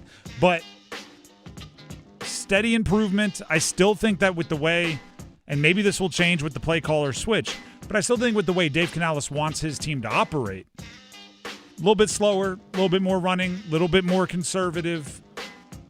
And it's tough to score, in the top half of points if you're not going out there with a little bit of, run and gun, run and shoot, Harlem Globetrotter style, like, ideals. So I don't think they get to 20, but I think they improve from 27. Somewhere in that range from 26 to 21. All right, so 18.3 points per game is what they scored last year. Yikes. 22nd in the NFL was Washington at 20.9. So about 2.5 points more per game. As a gambler, I will tell you, it sounds so much less than it is. Mm-hmm. Right? It's like, what? That's like one field goal a game. It's like, that's one field goal a game. Yeah, that's a whole possession. That is one more avoided turnover. That's like, there's a lot that goes into that. So yeah, I hope I'm wrong, but I'm comfortable saying no. I'm going to drop it. Okay, next one here. Cop or drop. The Carolina Panthers offensively last year, in terms of yards per game. Yeah, we're just talking yards per game. Actually, we'll go yards per play. But in terms of yards, they finished last year 26th in the NFL. Cop or drop, they finished in the top 20. Cop or drop. I'm dropping again with the added caveat that at the end of the offseason, if we do this again, I might change. Because right now I still look at their team as mostly, and this isn't an insult to any of them, it's just the style of players they are, mostly like plotters, right? We didn't see a lot of yak from Teteroa McMillan. I think he has that ability, but we haven't seen it. Jalen Coker is a really good receiver that we're really excited about and have been. I think we were early adopters to Jalen Coker, early supporters of Jalen Coker, but contested catch guy. He's not, he has an 80-yard touchdown on his career, but that's because, I think it was the Cowboys, completely forgot he existed, and he caught it with like 30 yards on every side of him. If they add like a true game-breaking speed wide receiver or a true game-breaking speed running back, I think perhaps they can up that. But the way you up your yardage totals isn't by getting more 8-yard runs. It's by getting the real skewers, right? The ones that skew your average. Get a 60-yard play. Oh, look at that. Now we're averaging more because that makes up for a billion 2-yard gains. But they just don't have really the home run hitters on the roster right now, and I think it's something they need to add. The Carolina Panthers last year also finished tied for 27th in the NFL in rushing touchdowns with 9. Top or drop. The Carolina Panthers finished in the top 20 of rushing touchdowns in 2026. Can I ask what 20th was last year? Like, I don't know. Let's see. In terms of rushing touchdowns last season, you had, let's see, in terms of rushing touchdowns, Pittsburgh was 17th with 16, 20th. Okay. And tied for 18th was Kansas City, Minnesota, San Francisco with 15. So they'd have to get, what, like 6? No, I'm dropping that. But also, I don't think that's the end of the world. Without knowing Brad Idzik, I think they have some really good red zone receiving options. Right? I think Teteroa McMillan's wingspan was actually underutilized as far as a touchdown maker last year, and his contest. Go watch some of the Arizona stuff. The guy likes a jump ball. He should be running along the back end line, and Bryce Young should be told trying to throw it through the uprights where only Teteroa McMillan can get it or no one can. Jalen Coker, I think, is we saw it towards the end of last year, how good he is in small windows, right? He'll get open in a phone booth, and he can make a catch where there's a guy on his back. Those are all really good red zone opportunities. So I don't think they need to force more rushing touchdowns. Maybe you get a couple more because Bryce scrambles on those run plays, and he's done that down near the goal line a good amount, but I'm not worried about their ability to create touchdowns in the red zone. I think they have that ability, and whether it's run game or not, they have that ability. All right, let's switch up here, and let's actually go to a little bit of ACC basketball. Cop or drop? Duke men's basketball will be the number 1 overall seed in the NCAA tournament. Cop or drop? Number 1 overall. Well, they are. If it were to end today, they would be. I will say I get the feeling that kind of everyone outside of our part of the country is just waiting until it seems long enough to put Michigan back ahead of Duke. Michigan's still number 1 in the net ratings, by the way. And it just seems to me like they're going, has it been long enough? Has it been long enough? Can we do it now? Can we do it now? Can we put them in? So I will say no. I don't think they end up the number 1 overall. I think the ACC is tough. I think they might drop another game, and if it happens in the ACC tournament, that'll be dunzos for the number 1 overall. I think they should be. I think, to my eye test, granted I watch them more than I watch Big Ten schools or SEC schools. They're the best team in the country this year. But I think the rest of the world is kind of always waiting for the other shoe to drop for Duke, and the first sign of it's kind of remember the Titans, like, right? They're going to fire you at the first sign of struggle, the first loss. Like the first time Duke gives them a little bit of an opening, they're gonna bump them down. Duke has the most quad 1 wins in the entire country with 12. They've got a lot of stats that they could cite to say they're the best team in the country. But as we know, logic doesn't always prevail in those seating rooms. All right, cop or drop. The ACC gets 9 teams in the NCAA tournament. Cop or drop. I'm sticking with what I've said I don't want to say all year, but most of the year. 8 is the right number. And I don't want to get greedy. I think 8 is the right number. I think 8 is what it'll be. I think 8 is 8. So ACC 8, I'm dropping 9. I hope for 9. I think there's an argument for 9. I think it'll be 8. Virginia Tech, 50th in the net ratings right now. 50th. So perhaps it's a situation where, like, if all of the obvious if all of the teams that should win their conference championship win their conference championship, the ACC can sneak one more in. But, I mean, there's bracket busters every year, right? There's stolen bids and everything else. So maybe that's the way. If a team like Tech goes on a magical run like State a couple years ago, that could be it.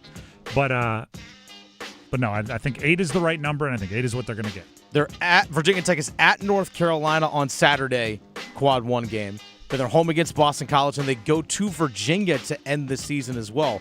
So I honestly think that if they could beat North Carolina, should beat Boston College, and you beat Virginia, especially 2 of those games on the road, that should vault you up massively. One of the very first ACC games of the year was Virginia Tech, Virginia, and they went to like 3 overtimes. Yeah. So they obviously have a history as rivals already, but Virginia Tech won that game too. If they can do it again, that's before we knew what Virginia really was. That was when we were still like, what is Ryan Odom going to do? That's a big win. And if they can do it again, that'd be a big win. All right, next one here. Let's go to the Carolina Hurricanes. Cop or drop? The Carolina Hurricanes trade for a top 6 forward by the trade deadline. Cop or drop? Like I said, top 6 forward. Doesn't have to be a center. Top 6 forward. History would say each of the last 2 years they have. Although the Miko deal was already done by now. The first one. Yeah. We were all already talking about, is there going to be a second one? Yeah, I'm going to cop. Okay. I'm going to cop. I think everybody out there, Canes fans that I interact with at least, are hoping it's somebody whose height starts with a 6 and their weight starts with a 2, and they play center.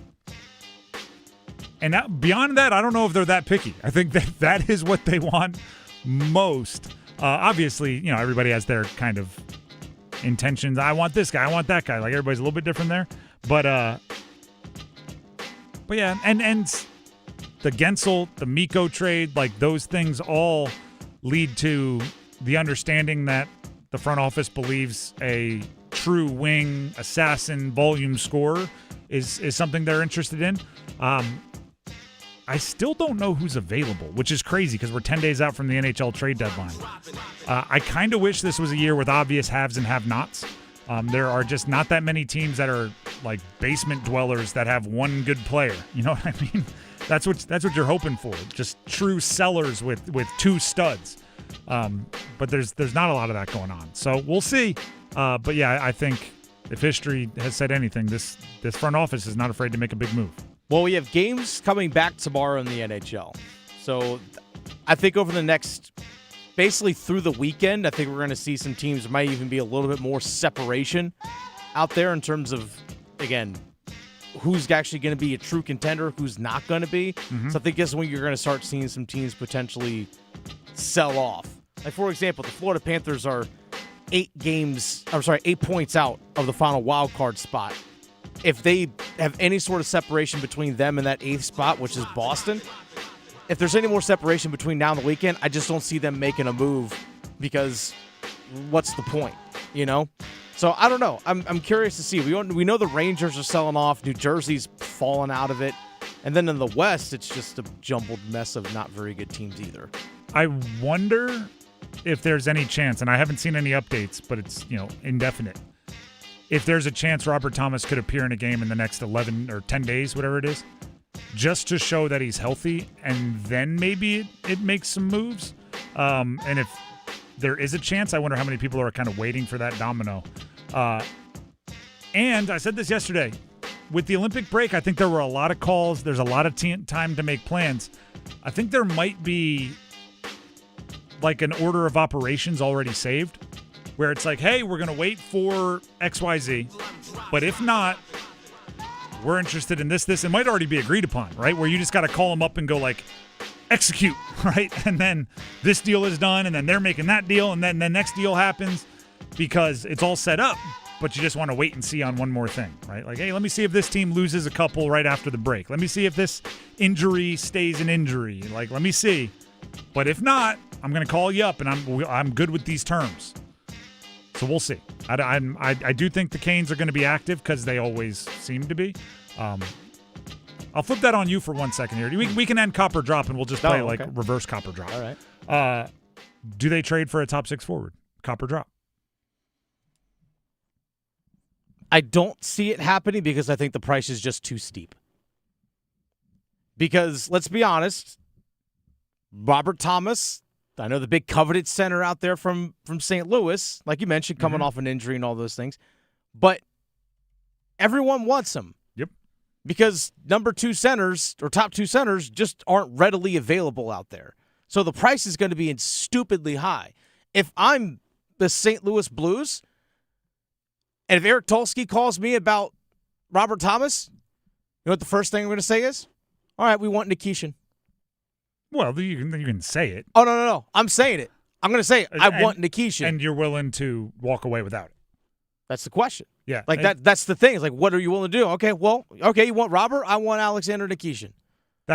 We'll start there and then some. I imagine both teams would attempt to call a bluff there, and then it's a staring contest. Yeah. Because I don't see that happening where Nikishin becomes available for that player.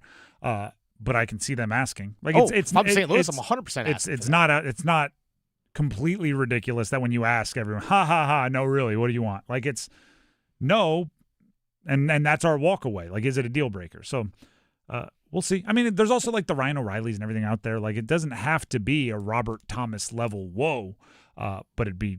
I think a lot of Canes fans would like it to be. I think it could be. But that's the thing is that it's different than because people say, well, you didn't give up that much for Jake Gensel. Well, Jake Gensel was also on an expiring contract. Robert Thomas is locked up long term, and he's 26 years old, and he plays a premium position. That costs more, plain and simple. Nico Rantanen was on an expiring contract, and it still cost you Martin Necas. That's the thing. So it's just there's the level of player in the position that they play too. So all things you have to take into consideration. But yeah, if I'm a team and Carolina calls me, I want Nikishin in return. I was going to say it's also the curse of having things to trade. There's that too. It's like we know you got a lot, right? It's. And I'm going to ask for all of it. Walking onto a used car lot wearing a $40,000 Rolex. It's like, yeah, we're not cutting the price for you, buddy. We know you got it, right? Everybody knows the Canes have things to spend if they are so moved. The Drive with Tim Donnelly, 99.9 The Fan. Last night, speaking of the Canes, Jalen Chatfield was the guest of honor at the Canes Corner out there at the local. Mike Maniscalco interviewed Jalen Chatfield, and then he did he signed the autographs. He let everybody into his world, let everybody get to know him, and we have a couple clips here. If you want the entirety of the interview, I suggest it. Jalen Chatfield, Mike Maniscalco, Canes Corner. It's available on our YouTube, 99.9 The Fan, 99.9 The Fan app, all that sort of stuff going on there.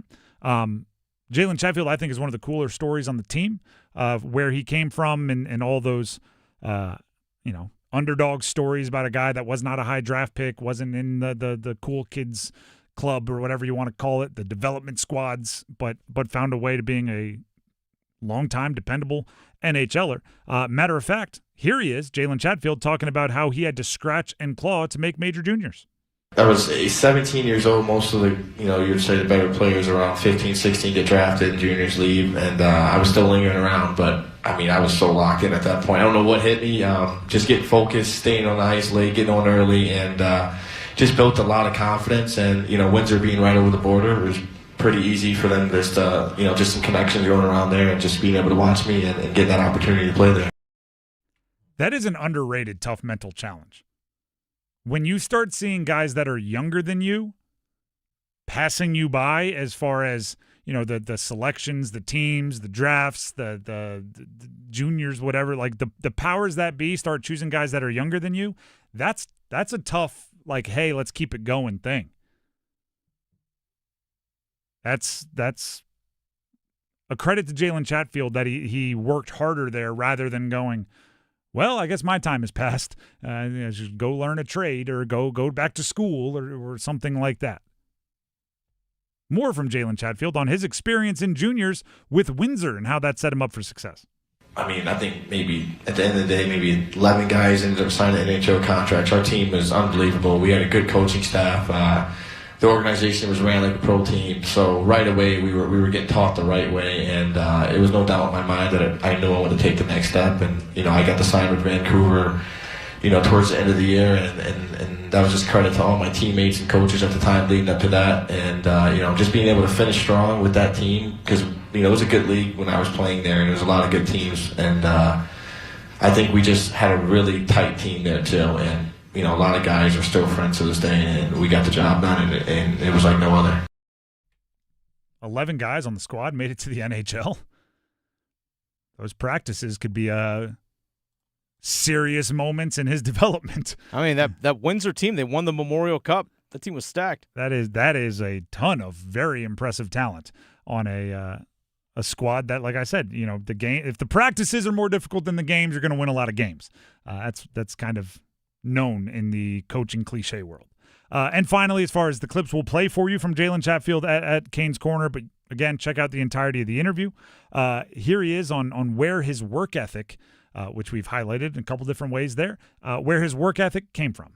But I would like to say both my parents, but something in me too, even as a kid, and I think just with my brother, I love working hard even to this day. I overdo it sometimes, even in the summer. I'm always pushing to get better and always, just getting inspired by other people and, just having people around me. I love to work like that. I'm obsessed with it and I love doing it. One of my favorite athletes was Kobe, and I really take a lot of inspiration from him and just the way he worked and prepared.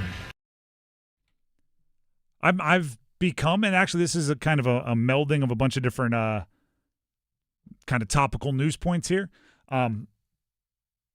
I'm obsessed with the questions you ask players when you are evaluating them before you sign them or before you draft them or before you bring them in.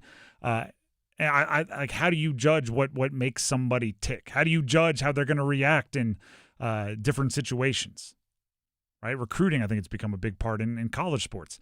But one that I've heard a ton of coaches ask, Dave Canales asked this one, but it's not just him. There's a bunch of them. Garrett, the old Dallas Cowboys coach, just admitted that in the combine interviews, that was his one question. Kind of everyone in the room got one. The question was, what was the biggest piece of adversity you faced and how did you overcome it? Right? Because basically what these coaches are saying is, in professional sports, even if you're the number one overall super duper pick, you're going to face some adversity.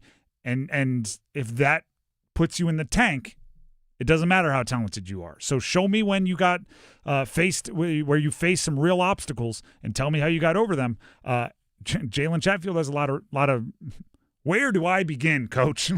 Let me take out my notepad. Well, back in the summer of, and the fact that he had the kind of built-in DNA from his parents, from all those things you just described, to overcome them probably means he's going to keep overcoming adversity throughout his NHL career, which is what he's been doing. Yeah. Went undrafted, still found his way to the NHL, still had to prove that he could be an everyday NHLer, earned his first contract. Now he's proven he can be a consistent top 4 defenseman in the league. Yeah, he's constantly proven it. And it's not like he's proven it in just any old team. This is not an easy place to play defense, and the guys he's with, like, that's competition for minutes and everything else. He was the captain of that team that won the Memorial Cup, by the way. There you go. Leadership. That's pretty cool. The Drive with Tim Donnelly, 99.9 The Fan. Again, that is Canes Corner, and I encourage you all to check it out. Full interview with Jalen Chatfield and Mike Maniscalco. I also encourage you all to check out Bailey's Fine Jewelry. Tim Donnelly here for Bailey's Fine Jewelry. Around Valentine's Day, went out to Bailey's, brought the wife, brought my daughter, and they were doing my daughter's won, so she was kind of along for the ride. But they were doing the whole jewelry thing in the main showroom there. My son and we went over to what he calls the Moon Room, the Omega Showcase, the Moon Room because they have a big poster with a rocket and everything in honor of the Moon Watch. We went over to the Fox and Bailey Watch Shop. We vibed out there. We checked out all the watches. He was picking out his favorites. He pretty much just picks on dial color. I was showing him the ones I like. It's an entire selection that will leave everybody in your family impressed. There's a little kids section for the jewelry for my daughter. We're already talking about the colors of G-Shocks that my son wants. There's something for everybody, all the way up to the nicest pre-owned and vintage Rolex you can think of, the nicest pre-owned and vintage Cartiers, the Glashütte Originals, the iconic Blancpain 50 Fathoms, and the Omegas that I already mentioned. The only way for you to possibly comprehend the entire selection of jewelry and luxury timepieces available at Bailey's Fine Jewelry is to go out and check it out for yourself. So stop by their Village District location in Raleigh. That's where the Fox and Bailey Watch Shop and the Omega Boutique is. And make sure they know you heard about it from me, Tim, right here on 99.9 The Fan. Again, Bailey's Fine Jewelry, Village District location in Raleigh, and you heard about it from me. The Drive with Tim Donnelly, 99.9 The Fan. We'll be back with a little feedback frenzy coming up. The Adam Gold Show. The Wolfpack were super impressive in the win over North Carolina. There is no denying that. They did it the right way. They defended very well, especially in the half court. They got the ball inside. Copeland was dynamite, got a big game out of their best player. But ultimately, did we learn anything about toughness? Did we learn anything about overcoming adversity? Because they ran North Carolina off the floor from the jump. The Adam Gold Show, weekdays starting at noon on 99.9 The Fan. Tired of hearing this from your local tire place? Sorry, we can't fix it. Take it to Dauntless. This year, skip the middleman and take your car straight to Dauntless Transmissions if you want quality work done right the first time. Transmissions, engine, or brake work, or just a regular tune-up. If it's broke, Dauntless will fix it. For quality work done with the kind of experience that works for you, take it to Dauntless Transmissions first. Go to DauntlessTransmissions.com to book your visit today. Dauntless Transmissions, your local source for exceptional service. Need life insurance but have diabetes, high blood pressure, or on anxiety meds? If you're a 50-year-old male, even porky, or with type 2 diabetes, $1 million of life insurance may only cost you about $200 a month. For affordable term life insurance, call Term Provider and speak with Big Lou at 800-777-1225. 800-777-1225 or visit biglou.com. Remember, Big Lou's like you. He's on meds too. 800-777-1225. Jackson Hewitt knows taxes are complicated, and with multiple jobs and tax forms, they're like Sonata complicated. Our no surprise pricing keeps things simple. Jackson Hewitt does your taxes for only $149 or less. And since we know all the new tax codes, you could get thousands back. So what are you waiting for? Hurry. File with Jackson Hewitt today for only $149 or less, guaranteed. Limited time offer for new clients on federal returns. Participating locations only. Terms at jacksonhewitt.com/149.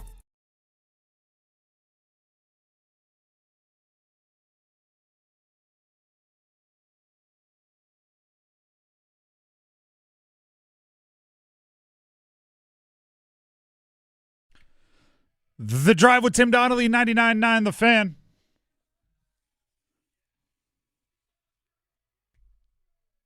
It is time to hear from many of you in something we call a feedback frenzy. Dennis, what are the people saying on the internets about the conversations that we've had recently? All right, this one actually comes from our good friend D. Ely, who's in our YouTube live chats. YouTube live chat, D. Ely says this: Jalen Chatfield, very underrated. We all saw what he meant to the team when he got injured in the playoffs last year. I still think he has more offense, but he hits the brakes to stay true to the system. That was D. Ely? Yeah. D. Ely, mark your time. 4:46, February 24th. D. Ely and I agree on something. Let's go. Normally, D. Ely is just in the comments letting us know everything we're saying wrong. But on this, Yes, Jalen Chatfield, wildly underrated. I think he has more offensive capabilities. I think he's very, very loyal to the system and sometimes sacrifices to make sure the defense is taken care of. Yes. And also I think he potentially has a bigger last third of the season because I still think he's been dealing with something over the first 2/3. He missed some time in the preseason and wasn't all the way there, just eye test-wise. I'm hoping the last 3 weeks of not rest, but maybe focusing on recovery can have him set up for a big last bid here. But D. Ely, way to go. I'm stoked. All right, this one comes from Willis Honeycutt. Next one from D. Ely. You guys stink, and I don't know why Brian Suzuki and no, I'm kidding. I'm waiting.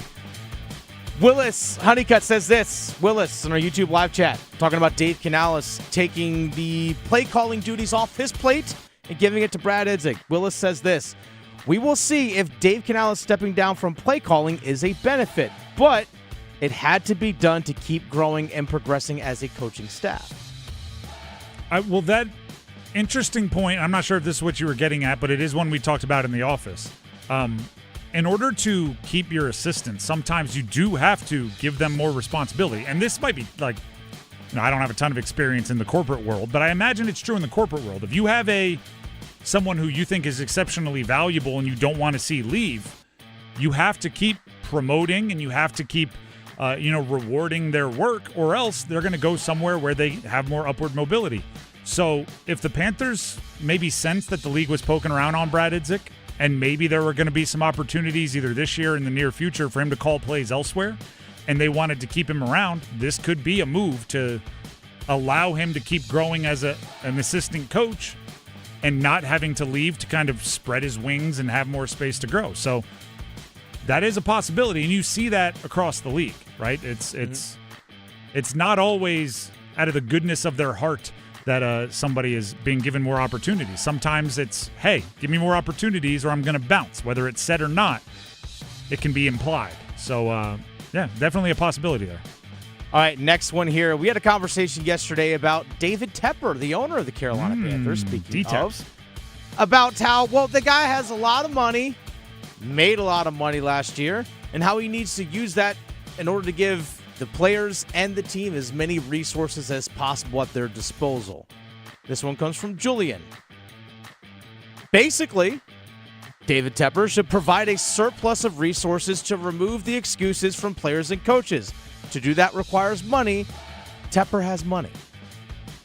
Yes, but that's what you're saying is true. However, I'm going to go full golf psychology on you, right? Sports psychologists will tell you if you have a par 3 over water and you stand over the ball going, don't hit it in the water, don't hit it in the water, don't hit it in the water. It's just bad vibes. You're going to hit it in the water. But if you say, hit it on the green, put it on the green, let's go back left corner of the green, back left, that's more optimistic and it happens more often. So instead of he has to use his money to remove all excuses, say he has to use his money to give them every advantage, right? Like, give them everything they need. Give them every tool in the toolbox. Don't think about it like they're looking for excuses. Think about it like they're looking for ways to improve and do better. Well, yeah, we're saying the same thing, just with a glass half full or glass half empty mentality. All right, we also had a big conversation yesterday, multiple. USA hockey winning gold over Canada. USA! Still feeling good about that USA! one. This one comes from Eileen. Eileen says this. If the Canadian team was so much better, then they should have won the game in regulation or won in the first shift of overtime, no matter what the format was. It strikes me that the Canadian team played more as individuals, whereas the American team really played as a team. Oh, yeah. I don't know if they played more individualistic. Don't get me wrong. Connor McDavid was trying to score, as he should. But his role on the team is that dude that tries to score. This is a side conversation. Here's what happened. 2 really good teams played each other and 1-1. I don't think it has to be any kind of like huge scarlet letter on Canada that they didn't beat the United States in overtime. I think it's another really good team scored a goal. And a goalie played exceptional for USA. Like I don't know if it has to be that complicated, but if we're going to have a little hockey theory talk, Dennis, let me run this one by you. Okay. When you're playing with McDavid, this is not my theory. I saw this and I'm just floating it. All right. He's so good, and coaches want to take advantage of his play so much that so many of the offensive opportunities are given to him that the rest of the elite shot creators and goal scorers on Canada and other teams that he plays on, sometimes maybe are out of rhythm because, they so very rarely get offensive zone faceoffs, or they so much less often are the focal point of an offense that they're maybe a little everyone on Canada, not everyone, a lot of guys on Canada are the number 1A option on their NHL team. And then when McDavid shows up and he's the number 1A, everyone else is kind of out of rhythm as a B, C, D option. And maybe that's why they didn't score as many as maybe logic would say when you're like, it's McCarr, McKinnon, McDavid, and why don't they score 8 goals a game? And it's just because everybody's like, well, I'm usually playing the McDavid role, and now I'm not, and it's weird. That's a theory I saw, and I thought it was interesting, so I passed it along. That's fair. It goes into roster construction, which I feel like, again, Canada's roster was stacked. It's just who can play a quote-unquote role on a team? Who can just sit there and go, hey, I need you to just go kill this penalty or go take this defensive zone face-off. U.S. built their team that way. And I always, they're just so similar. Team USA hockey, Team USA basketball in the summer games. Like Tayshaun Prince, Andre Iguodala, Draymond. They bring guys that aren't 1A basketball options. Yeah, what was it, Derek White? Some of those guys this past Olympic team? Hey, go play defense.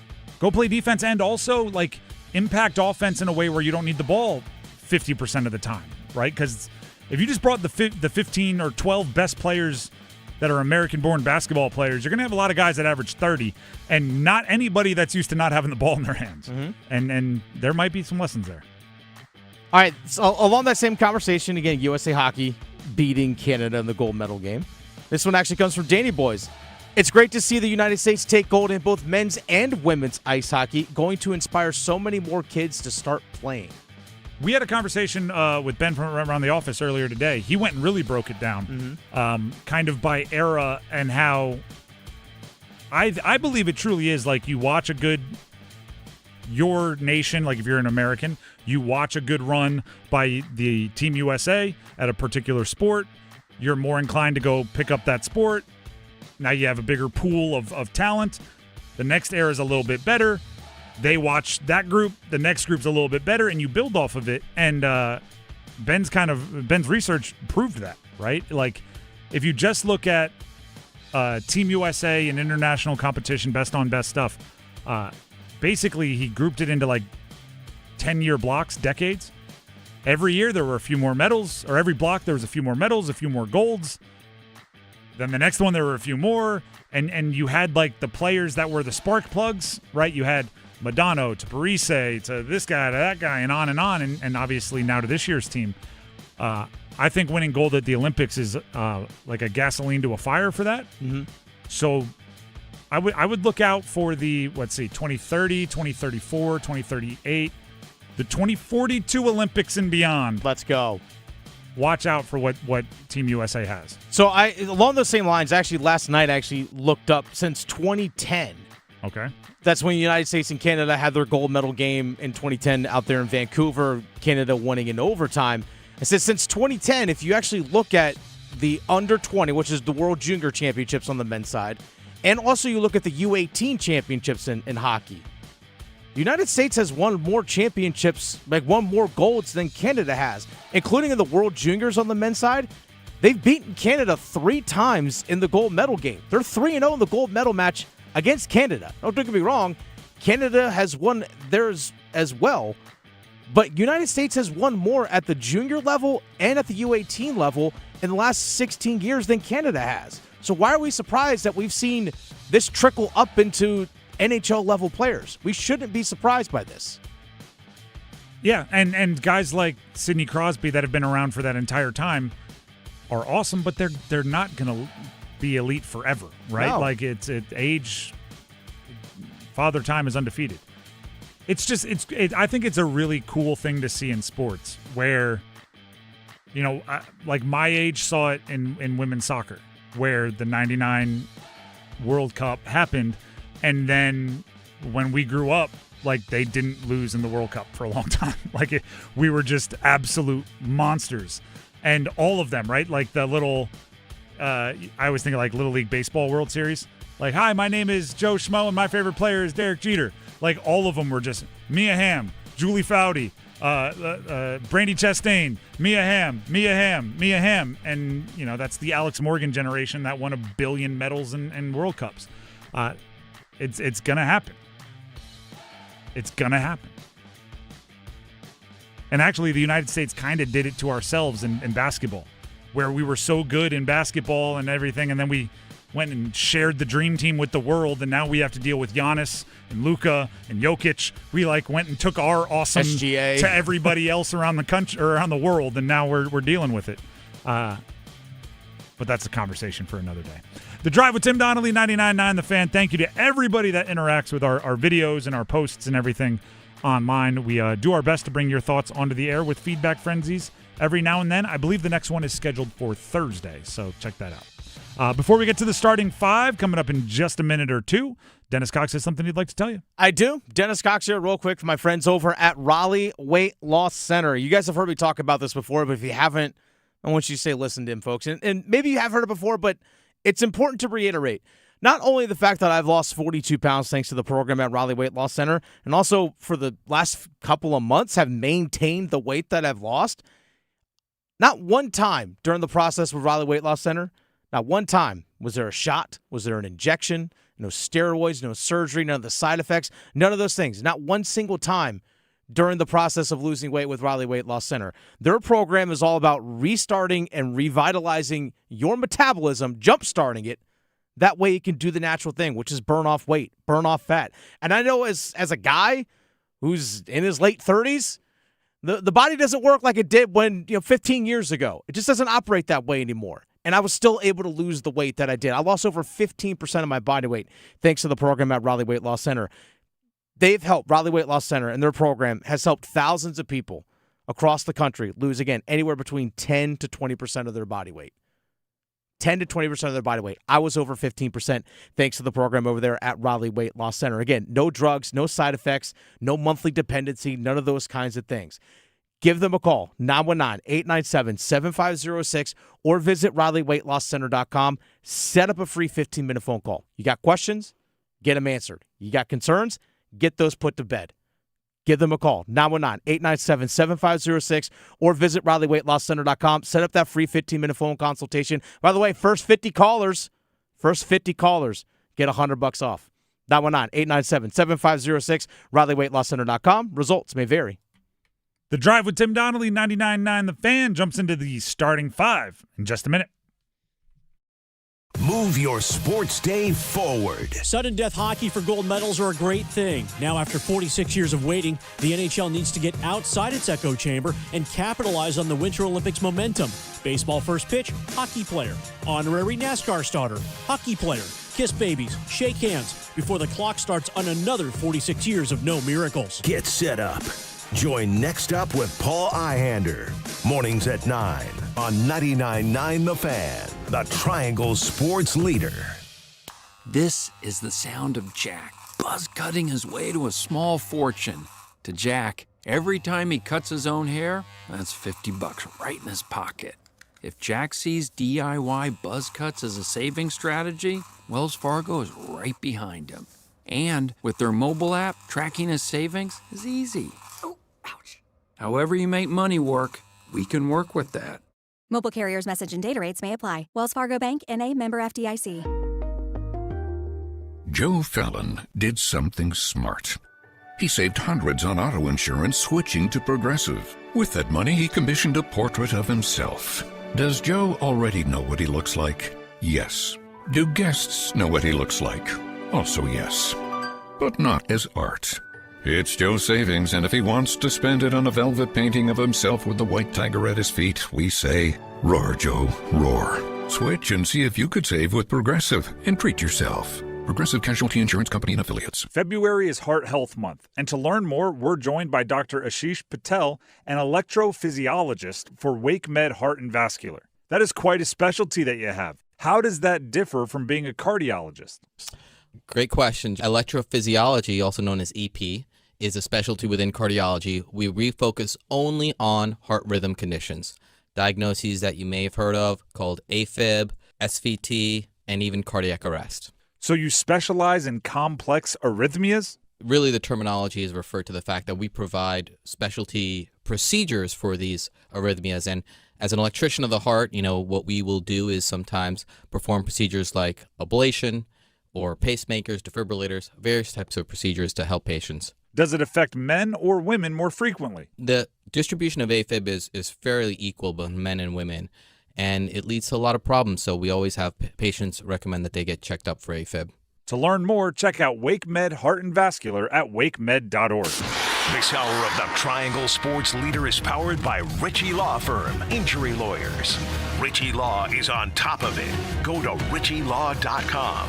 That's ritchielaw.com. They score! Broadcasting live from the Lenovo Studios. WCMC HD1 Holly Springs. 99.9 The Fan. The Triangle Sports Leader. I'm WRL meteorologist Amy Wilmoth. It's another chilly day. Temperatures staying in the 40s this afternoon. More clouds arrive overnight tonight, and that means it's not as cold. Temperatures will stay in the mid to upper 30s. It's mostly cloudy Wednesday. It'll be breezy, a few sprinkles possible with highs near 60. This hour of the drive is brought to you by Law Tigers. Injured in a motorcycle accident? Call Law Tigers at 1-800-LAW-TIGERS before you call your insurance company. Case evaluations are always free, and you don't pay a dime until your case settles. Law Tigers, North Carolina's motorcycle lawyers. 5 o'clock check of your money. Dow Jones at the closing bell today, up 370 points to 49,174. It's 5 o'clock. Time to serve up the biggest sports stories of the day. Here comes your starting five. The Drive with Tim Donnelly, 99.9 The Fan. It is time for the starting five. This time, the starting five brought to you by Ritchie Law Firm, Injury Lawyers. Ritchie Law is on top of it. Go to ritchielaw.com. That's RICCI law.com. As always, the starting five starts with number 5. Count them. 1, 2, 3, 4, 5. Gunnar Rivers committed to the NC State Wolfpack. That's quarterback Gunnar Rivers, and in case you're wondering, yes, he is one of the many children of Phillip Rivers, NC State legend. Although after some, I would say, half-hearted research today, Phillip Rivers does have a boatload of kids, not that many sons. I was thinking like this was going to be a Plumlee-Knipple situation for Duke basketball where they were just going to start flooding with quarterbacks last name Rivers to NC State. Although he has, I think it's 11, 12, 13, something like that kids. I think an overwhelming majority are daughters. So perhaps the flag football team that is becoming more and more of a thing on the women's side of sports could get some quarterbacks from the Rivers. But as it stands right now, Gunnar committed to the NC State Wolfpack. Now, there's some questions about his ranking in the recruiting world. If you go to 247 Sports, he's a top 60 recruit in the country. I think he's like 52, 42, something like that. If you go to On3 Rivals, he is, I have it written down here, 171st overall. No, sorry, he dropped out of the top 300, which is quite a wide discrepancy. So, and there's some questions about that I'm going to do my best to answer over the next few days for some of you. But I mean, on its face, that's cool, right? Just on the surface, a Rivers committing to NC State, that's just cool. Oh, it's very cool. It also makes a lot of people feel very old. Yes, and also I think there's a decent amount of people that are worried about Gunnar because if he goes anywhere else, he's a super highly ranked quarterback. That comes with pressure. Mm-hmm. But if he goes to State, he's a super highly ranked quarterback. That is also the son of a legend that everybody is going to expect to step in and play as a freshman. And here's the way I look at it. Pressure isn't always bad, right? The cliche is true. Pressure can either make diamonds or burst pipes, right? So he might be somebody that rises to the pressure. The thing I would just be concerned about is if any decision-making is made with the outside noises input, right? Like if inside that facility, they don't play him until he's ready and they focus on development and they don't care that he's Phillip Rivers' son. They just care that he's a member of the team and they treat him as such and he works as such, and then it's fine. But if it's like, if there's a, hey, we need to sell tickets, let's go ahead and put Gunner in there. Hey, we need to sell jerseys, let's put Rivers on the back of a 17 jersey and see what happens. Like if that's what happens, that's obviously not good. But, fans can get excited.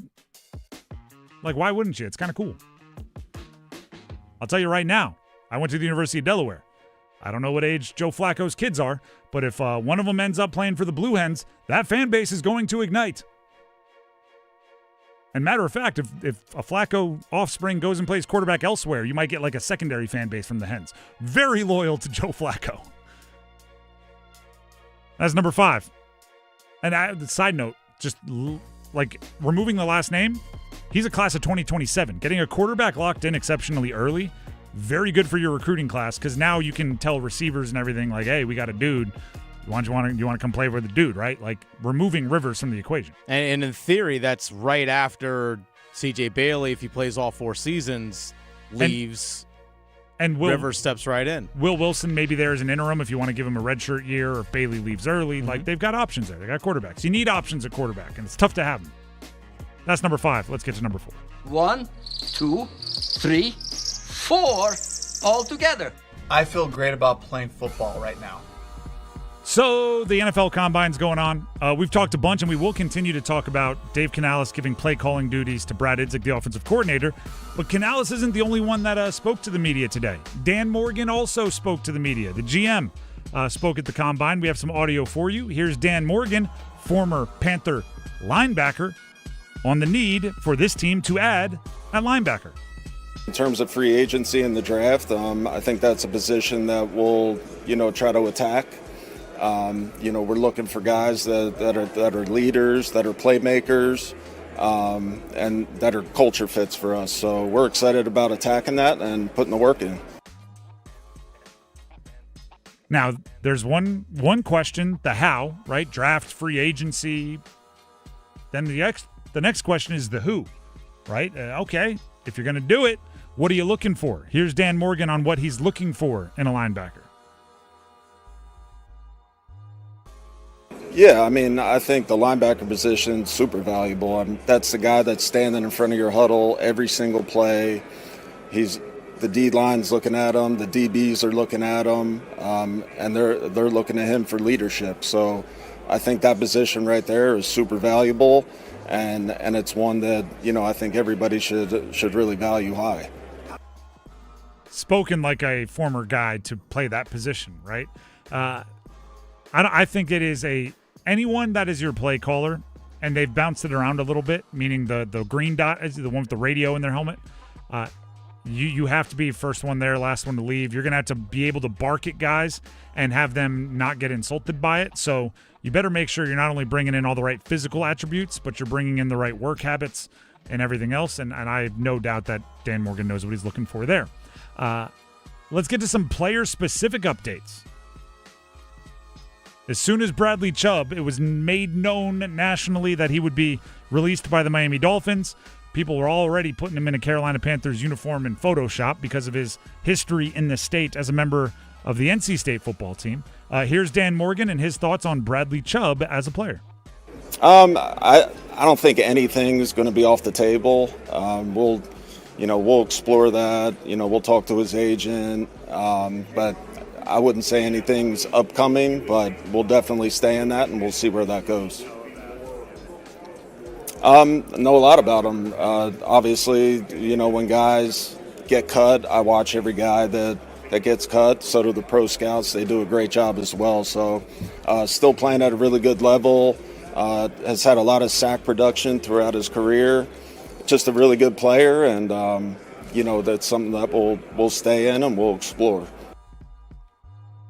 Yeah, that's the kind of stuff you get at the Combine. Oh, you mean the guy that's really good? He's really good. We're going to consider it. We'll talk to his agent. He's good. Like, that's a little bit more generic. Last clip we'll play for you here, but there'll be more at 5:45 of both Dan Morgan and Dave Canales. Here is the update on Ike Ekwonu, who obviously hurt. Big man, left tackle, was hurt at the end of last year in the playoff game. Here's Dan Morgan with the latest on Ike. First of all, the surgery went really well. Ike's doing really good. He's recovering, feeling good. I just talked to him the other day. So he's in good spirits. Unfortunate what happened. Obviously, timeline-wise, I don't really have a timeline. We'll see how it progresses. We'll see how it goes. But so far, it's looking good. And, as far as the timeline, I don't have that right now. In terms of it impacting the draft, free agency, offensive line is a position that we're always going to be looking at, always trying to upgrade and have as much depth as possible there. So we're just, going to attack that like we usually do. There's, I always say you're not under oath at the podium. There's absolutely no reason for them to be open and forthcoming with Ike's status or timeline or anything right now, because if his timeline is longer than you think, I don't know if he'll be back this year, why in the world would you let everybody know that you are absolutely in the market for a left tackle this why would you let the people drafting a couple in front of you or the people that are behind you and want a left tackle know that there's a good chance you're going to be drafting one or interested in one or looking in the free agency market for one? There's some times where I'm like, okay, good coach speak. And there's some times where I'm like, no, don't tell anyone. Why would you tell anyone? This is one of those situations. Keep it to yourself. And again, more audio from the Combine at about 5:45. That was number 4. Let's get to number 3. Jane Young on the right wing. Carolina down 4 to Hyde. Lobs it to Basar, who catches and reverses it home for the Thunderous 2. UNC beat Louisville last night 77-74. Louisville, even after the loss, 14th in the net rankings. So that is a quad tried and true quad 1 win for UNC. I've been calling it their second or third best win of the season. It's their best win without Caleb Wilson. Caleb Wilson's been out with the fractured left hand, and I think it's really, really important to show everybody, both internally and externally, that you can win a game like that without Caleb Wilson. Right? Externally, from the committee, from meaning the NCAA tournament committee, from the rankers, the pollsters, and everything else, it tells you this isn't just a one-trick pony, right? This isn't a team that is just Caleb Wilson and the Pips, right? The Pips can go out and beat the 14th best team in the net rankings without Gladys Knight, right? That is a good thing to show everybody. Also, internally, it's good for the confidence, right? It's good. You don't need Caleb. That right there is nice for your own self-worth, your own self-confidence. Seth Trimble had a big game, 30 points, 11 of 16 shooting, which is wildly efficient for a 30-point game. Also filled out the stat sheet, 4 points, 4 assists, a steal. He needs to be able to do that a bit. By the way, not that. You need to see good Seth Trimble more often than underwhelming Seth Trimble. And it's been up and down as of late. Ironically, in the really big games, he's played well. And in some of the more run-of-the-mill games, he's disappeared at times. You need good Seth Trimble, right? At the beginning of the year, when maybe you thought Kyan Evans was going to be a big get out of the portal and a few other guys you maybe had super high expectations for, perhaps you didn't need Seth Trimble as much. Now, after seeing the way your perimeter has developed throughout the year, 4-year player, veteran, you need efficient offense from Seth Trimble every game, and you need him to continue playing the level of defense that he plays when healthy and when engaged. And last point I'll make, big win, could have been bigger. 77-74, probably could have been 80-plus 74. All you had to do was make your free throws. Another game where they're below 50% from the line. I don't know. Listen, big win. Don't take this as an insult. I find it ironic. Tar Heel fans. The Tar Heels and their fan base have been whining about getting to the free throw line and getting more calls from the refs a lot this year. Part of me wants to go like, I don't know. I'd want to see my chances just finishing. I don't know if you want to go to the line as much as you think you want to go to the line, because you miss a lot of them. Which is, you got some big guys that can legitimately shoot, and usually if your big guys have good shooting form, you're going to be one of the better free throw shooting teams in the country. Well, but that's not adding up. Make your free throws. It's actually, go old school. Go Coach Carter. Right? The exit fee after every practice has to be X amount of made free throws. 100 made free throws before you can leave my gym, says Samuel L. Jackson. I don't know. Because something's got to change. You can't be an ACC team still alive for a top 4 seed in the ACC tournament and a double bye, and also just be unexplainably missing free throws. Big win, though. Big win. What number was that? 3. Let's get to number 2. Just the two of us. The Littables get it in for Gongbo. Looking back door, the lob to Evans, and he dunks it down.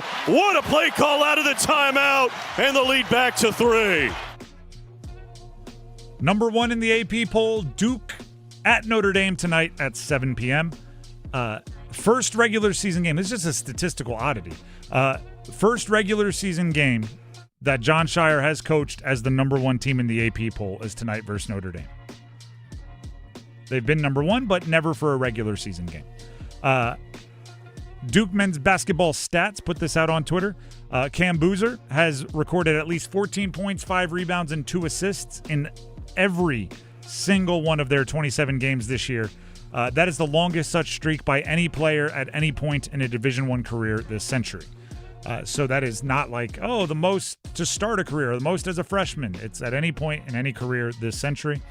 He is as dependable and as steady Eddie as they make him. There's also a bad matchup for Notre Dame, and I talked about this earlier.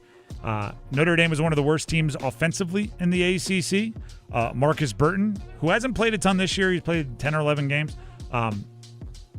He's unlikely to play the rest of the year, including this game against Duke. Yeah, I think he's out. And he's their best offensive player. Yep. Jalen Harrelson, their second best offensive player, their second leading scorer on a per-game basis, is also out with an injury, according to their availability report. He hasn't played in a couple weeks. So you're getting one of the worst ACC offensive teams up against Duke, who has probably a rightful claim to being the best defensive team in the country, let alone the ACC. That's a recipe for like 52 points scored by Notre Dame. And then it just so... If that. Let's be honest. Duke's held really good teams to 63. I mean, I just refuse to predict like 47. They're an ACC team. 52 felt insulting enough. So if you get the baseline of like Boozer's 17 and just enough offense, like this one will go away quickly. But, got to play the game, right? That's why they don't play them on paper. Duke, Notre Dame tonight. There is definitely a more premier matchup tonight in the ACC. And let's jump to number 1. Go one! 44-31 pack up. 2 minutes and 40 seconds since halftime. Holloman up top. He veers to the right. Righty runner in the lane. Swishes it in. Feathery touch. NC State at number 11 Virginia tonight, 7 p.m. in Charlottesville. This would be the top line of NC State's resume. A win tonight would be the top line. I know they beat Carolina, and I know they beat them by a bunch. That was actually exactly a week ago today. But they didn't have Wilson and Vasar, so I think this Virginia game, and with it being on the road, would jump into their best win slot. And that's important. Anytime you can up your ceiling, anytime you can better your best, that is important. What I would say also is this. I think State deserves to be a ranked team. Right now they are in the AP poll also receiving votes category. They've squeaked in a couple times, but every time they've had a bad loss to follow and it's knocked them back out. You win this game, you're ranked, is the way I look at it for State. You win this game, you're ranked. And I know the AP poll isn't as revered as it once was because now we have Ken Palm and we have Evan Maya and we have Torvik and we have net ranking and all of these other things that kind of look at the AP poll and go, you're wrong. But it still matters. It's still a narrative. It's still something that you build your program on. It's still something to compare year over year. So if State wins tonight, it's a massive win as they continue their quest for the double bye and finishing as an ACC top 4 team. Also, I think it gets them ranked in the AP top 25, which is good for them, good for the ACC in general. Also, it's a Will Wade opportunity, right? I'm looking for Will Wade to flex as a coach, right? He's seen as a very high level coach, and right. We brought up a stat earlier today. NC State, as it stands right now, has 5 Quad 1 victories over the 3 previous seasons before Will Wade took over State. They had 5 Quad 1 regular season victories, right? So obviously that's removing the Cinderella run they had, not Cinderella, but the exciting run they had to the Final Four, because that's not regular season. But 5 in one regular season after having 5 in the previous 3, it's a big step up. Will Wade should be proud of that. As a coach, you also likely flex when you play a team, don't win, play them again, and it's very different. The adjustment game, right? NC State played Virginia earlier this year. They lost 76-61 back on January 3rd. Not one of the best games for State. Darian Williams, Van Allen Lubin, Kadir Copeland didn't do the things that they've kind of hung their hat on as the things they do best in those games. Copeland had 4 assists. Lubin, just 5 rebounds. Williams, just 7 points. Like, those are the things you're supposed to do exceptionally well, and they were all well below their season average against Virginia. And it's been since that game that we've seen Copeland pretty much take over as point guard of the team. Yep. So that's been an adjustment since then. I'm curious how it's going to work tonight. I'm curious how it's going to work. I'm curious, because I respect Ryan Odom as a coach as well for Virginia, how he tries to take it away, right? And seeing if it's something they did differently that gave Van Allen Lubin such a hard time. If you're looking for kind of things you can copy from Virginia, because new coach took it over, one of the top teams in the country, right? Top 20 in net ranking, top 11 in the AP poll. He brought in, and this is going to sound obvious, a bunch of winners, right? Guys that have a history of winning. They won at their previous program. They won in high school. They won in Europe. Maybe a little veteran, maybe a little experience. That's kind of what he targeted in recruiting and in the transfer portal. So, you're going to have to keep the pedal to the floor against Virginia. You're not going to rattle them. These are guys that have been through a lot of battles, metaphorically, obviously. Should be a really fun game, though. And stakes, right? These are teams in the top of the ACC that are vying for positioning, vying for seeding, and for ACC eye test. You want a game like this that I think a lot of people are going to be watching to look like 2 really good teams going at it. You don't, if it's competitive because they're equally playing bad, that's not going to help the ACC. If it's really competitive and equally playing really good basketball, and stars are playing like stars, I think that can vault the ACC up even higher. During Cop or Drop earlier, Dennis asked me if I was copping or dropping the ACC getting 9 into the NCAA tournament. I still think 8 is the number that is correct, and 8 is the number that it will be. But if you want it to be 9, these games have to raise that narrative, right? You have to start making other conferences think that the ACC is a wagon. And teams that maybe don't have as many wins, you have to be able to go, well, yeah, but they were playing teams like NC State and Virginia. Did you see that game the other night? Those 2 teams were great. Like, you need that conversation to be happening if you want to get to 9. So hopefully it happens. The Drive with Tim Donnelly, 99.9 The Fan. That is the starting five, brought to you by Ritchie Law Firm, injury lawyers. Ritchie Law is on top of it, so go to ritchielaw.com, RICCI law.com. Oh, it's numbers game time. Almost forgot. Matt Rife is bringing his Stay Golden Comedy World Tour to Lenovo Center on March 15th. If you want a pair of tickets, we can help you, but you got to help yourself. We have a pair of tickets to give away, but you have to win it. So call in now, play the numbers game, win it, get the tickets. The number to call, 919-860-5326. 919-860-5326. That's the number to call. We need 2 contestants. Matt Rife comedy tickets going to the winner. Numbers game next. Hey, it's Adam Golden. As the Carolina Hurricanes shoot for their 8th consecutive playoff appearance, that's right, 8 in a row. That's not the goal, I should remind you. The goal is being, as Rod Brindamore likes to say, the last team standing. What do they need? Who will get them there? You know where you can find the answers on every episode of the Canes Corner podcast, live on YouTube after games, and wherever you get your podcast. Rate, subscribe, like, share, tell your friends. Whether you're in school, whether it's in life, you just got to give it everything you got, and I'm glad I was able to represent that. The Coastal Scholar Athlete of the Month from 99.9 The Fan and Coastal Credit Union. To nominate your athlete, text AWARD to 919-860-5326. See if you're a winner every night. Watch live lottery drawings on WRAL TV's 11 o'clock news. That's right, Carolina Pick 3, Carolina Pick 4, and Carolina Cash 5 numbers every night on WRAL TV's 11 o'clock news. See if you're a winner before you go off to bed. Get your lottery numbers live every night.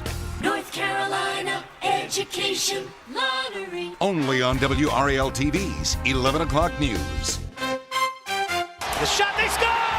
Be part of the loudest house in the NHL. Win tickets to see the Carolina Hurricanes take on the Pittsburgh Penguins at Lenovo Center on Tuesday, March 10th by visiting hurricanes.com/radio and registering to win. If you or anyone you care about is facing a family legal matter, call Cordell and Cordell today at 1-855-GET-LEGAL or visit CordellCordell.com to schedule your consultation. There's a lot on the line in divorce. This is Joe Cordell of Cordell & Cordell, the largest family law firm in the country, with over 35 years of helping clients navigate divorce. But being big doesn't mean less personal or less local. Our attorneys live and work in your community, and as neighbors, they understand the challenges your families face. Divorce touches all areas of your life: your home, savings, retirement, and of course, kids. So when you find yourself facing divorce, you need a partner you can count on. Visit CordellCordell.com to schedule your consultation. If you or anyone you care about is facing divorce, contact Cordell and Cordell today. With over 100,000 clients served, we understand the challenges you're facing on a personal level. Call Cordell and Cordell today at 1-855-GET-LEGAL. That's 1-855-GET-LEGAL. Joseph Cordell, licensed in Missouri and Illinois. CordellCordell.com.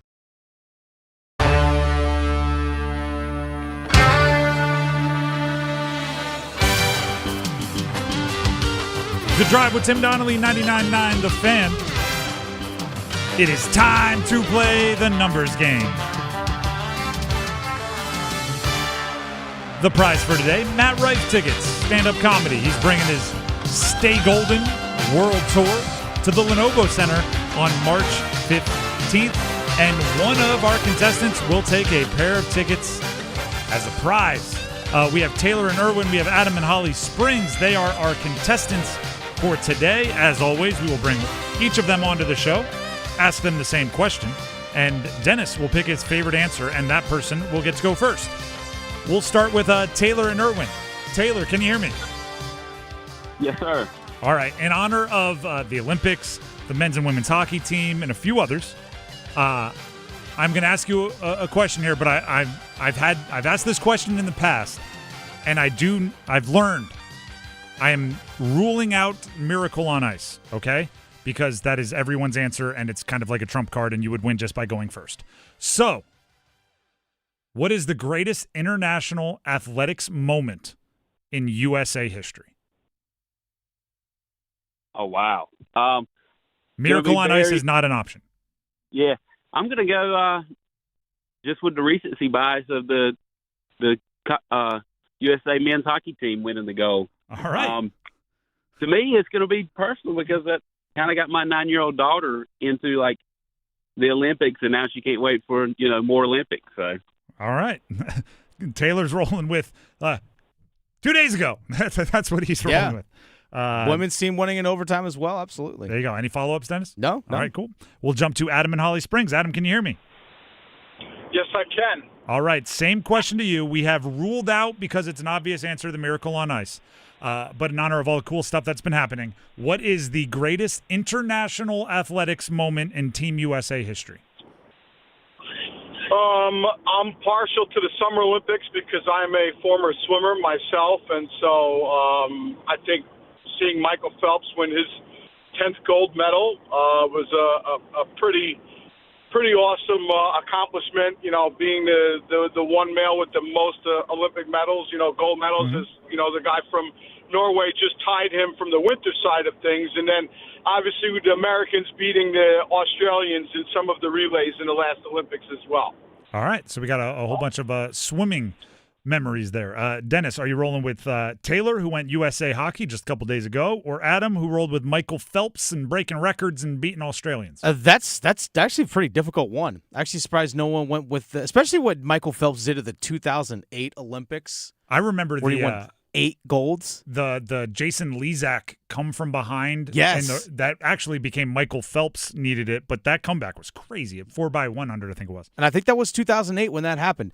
So I'm going to go Phelps. I'm going to go Phelps. So again, like 2008, winning 8 golds. I was actually highly thinking, again, we'll go recency bias, but Simone Biles back in 2024 in the Summer Games. I also think back when the World Cup, when Carly Lloyd had the hat trick against Japan. You know what? I'll save. I've got a bunch of honorable There's mentions. A whole bunch we can do this perhaps just as a fun little bit after the numbers game. But let's give out a prize first. Let's make sure our contestants here get a chance. So I'm going to go with Adam and Holly Springs. All right, Adam and Holly Springs, you get to go first. Don't worry, Taylor, you'll have your chance. Just have to sit on hold for a second. Adam, are you ready to pick a category? Yes. All right. NFL, Panthers throughout history.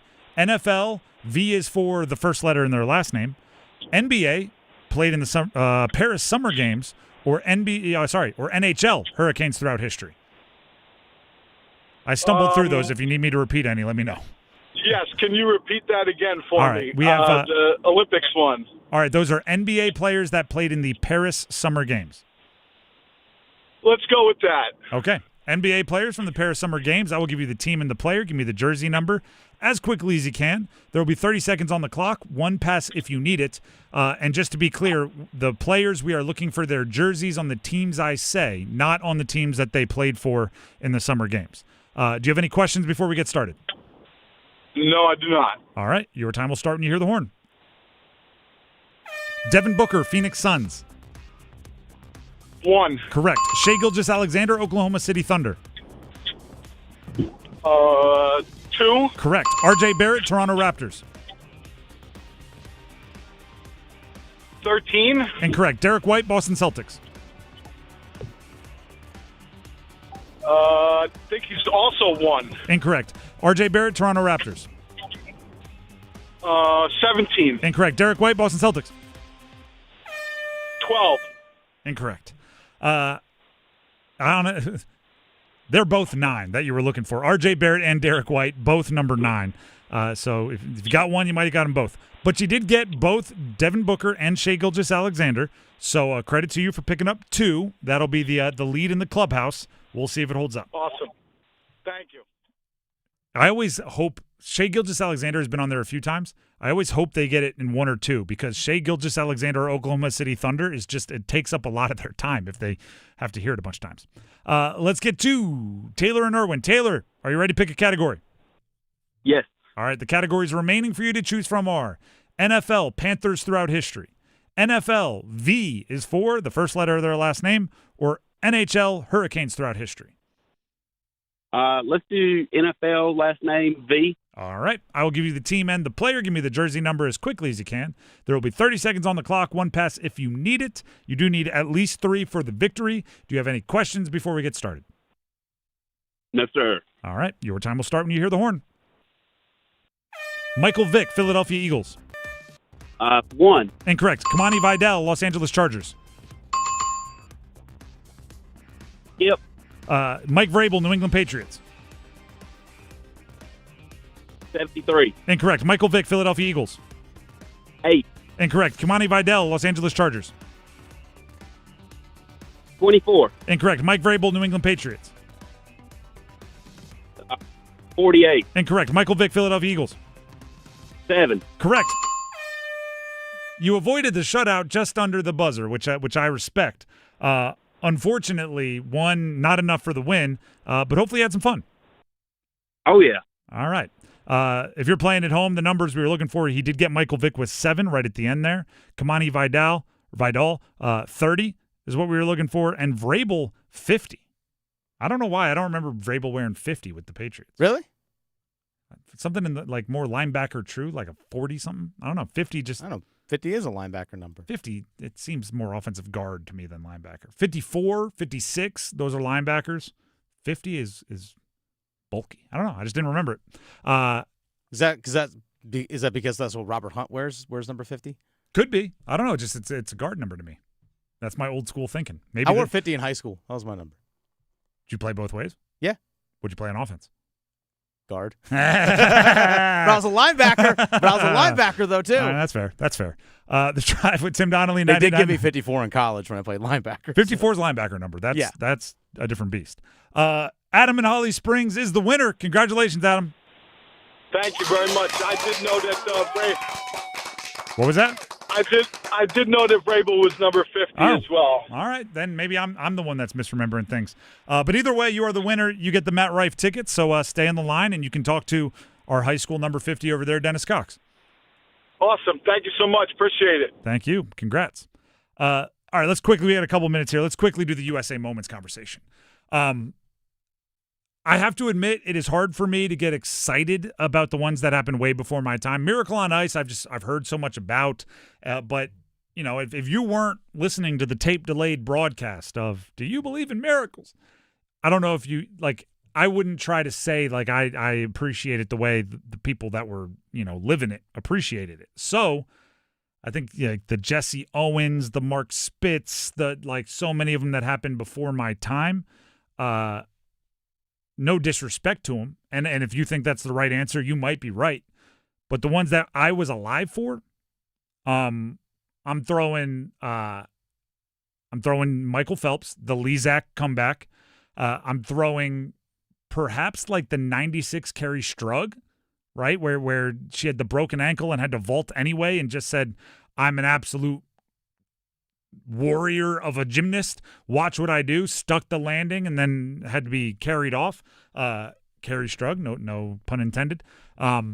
Maybe 99 Ryder Cup if you're a golf nerd like I am, right, for Team USA moments there. Ben Sheets, whenever that was, 2000 Olympics. I remember that one pretty aggressively. Michael Johnson absolutely running away with the what was it, the 200 and the 400 is a pretty bananas one. I don't know if this counts as the best moment, but what about Vince Carter jumping over a dude? Remember that? 2000 Olympics? Frederick Weiss, whatever country he was for. That's a pretty good one. Vince Carter jumping over a dude. What else we got? Redeem Team was pretty cool to me. When Kobe Bryant ran through Pau Gasol's chest to show everybody, I don't care that we're Lakers friends, we're not losing. That was pretty cool to me. Vince Carter dunking over that dude from France. Was it France? I remembered his name. Yeah. I didn't remember what country. I was Frederick Weiss, whatever country he played for. That one was another one I kind of remember where I was when it all was breaking down. From the Winter Olympics, maybe a Shaun White. I don't know. Shawnee Davis, I remember him with speed skating when he finally broke through. There's a lot of good ones. Don't get me wrong. There's a lot of good ones. I remember Michael Johnson, 1996. Yep, I brought that one up. The 200, 400, where just his running style, I remember everybody mimicking on the recess field. Yes. Leaning way back, all the way vertical, just cranking away. Gold shoes. Maurice Green was cool. There's a lot of good ones.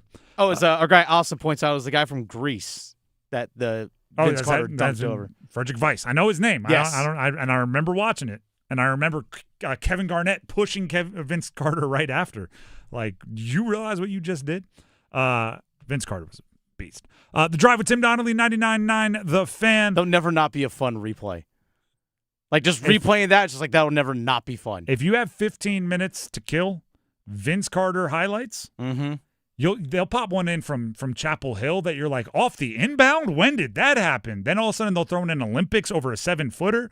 They'll go through the whole 2000 dunk contest. There's in-game windmills and stuff. They keep you surprised. We were all there. We watched them all.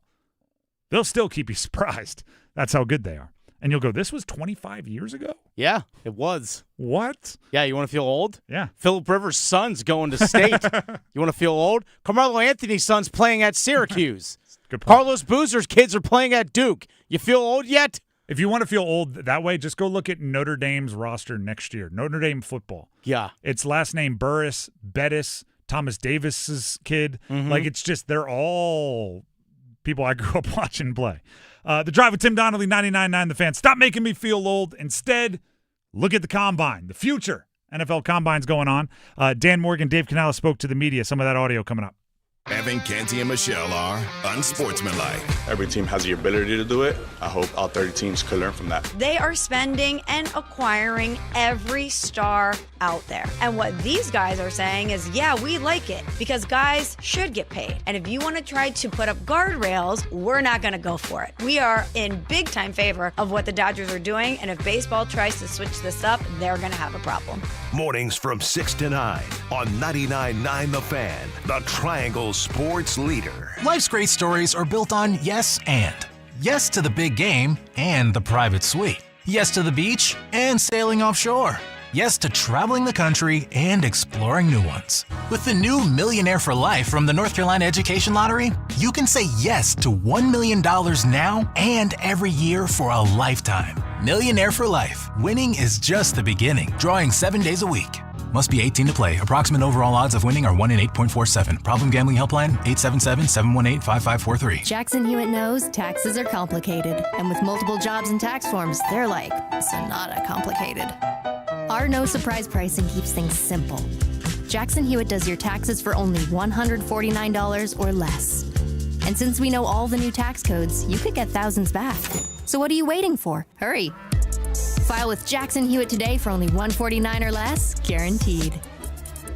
Limited time offer for new clients on federal returns. Participating locations only. Terms at jacksonhewitt.com/149. It's Ram Truck Month right now at John Heister Chrysler Dodge Jeep Ram in Lillington. Drive home a brand new 2026 Ram 1500 for 20% off. Or pick your financing deal. 0% for 60 months or 2.9% for 72 months. America's best-selling truck comes with a terrific powertrain limited warranty. 10 years or 100,000 miles. Excludes RHO and tungsten. See dealer for details. So get off your keister and get to John Heister Chrysler Dodge Jeep Ram in Lillington today.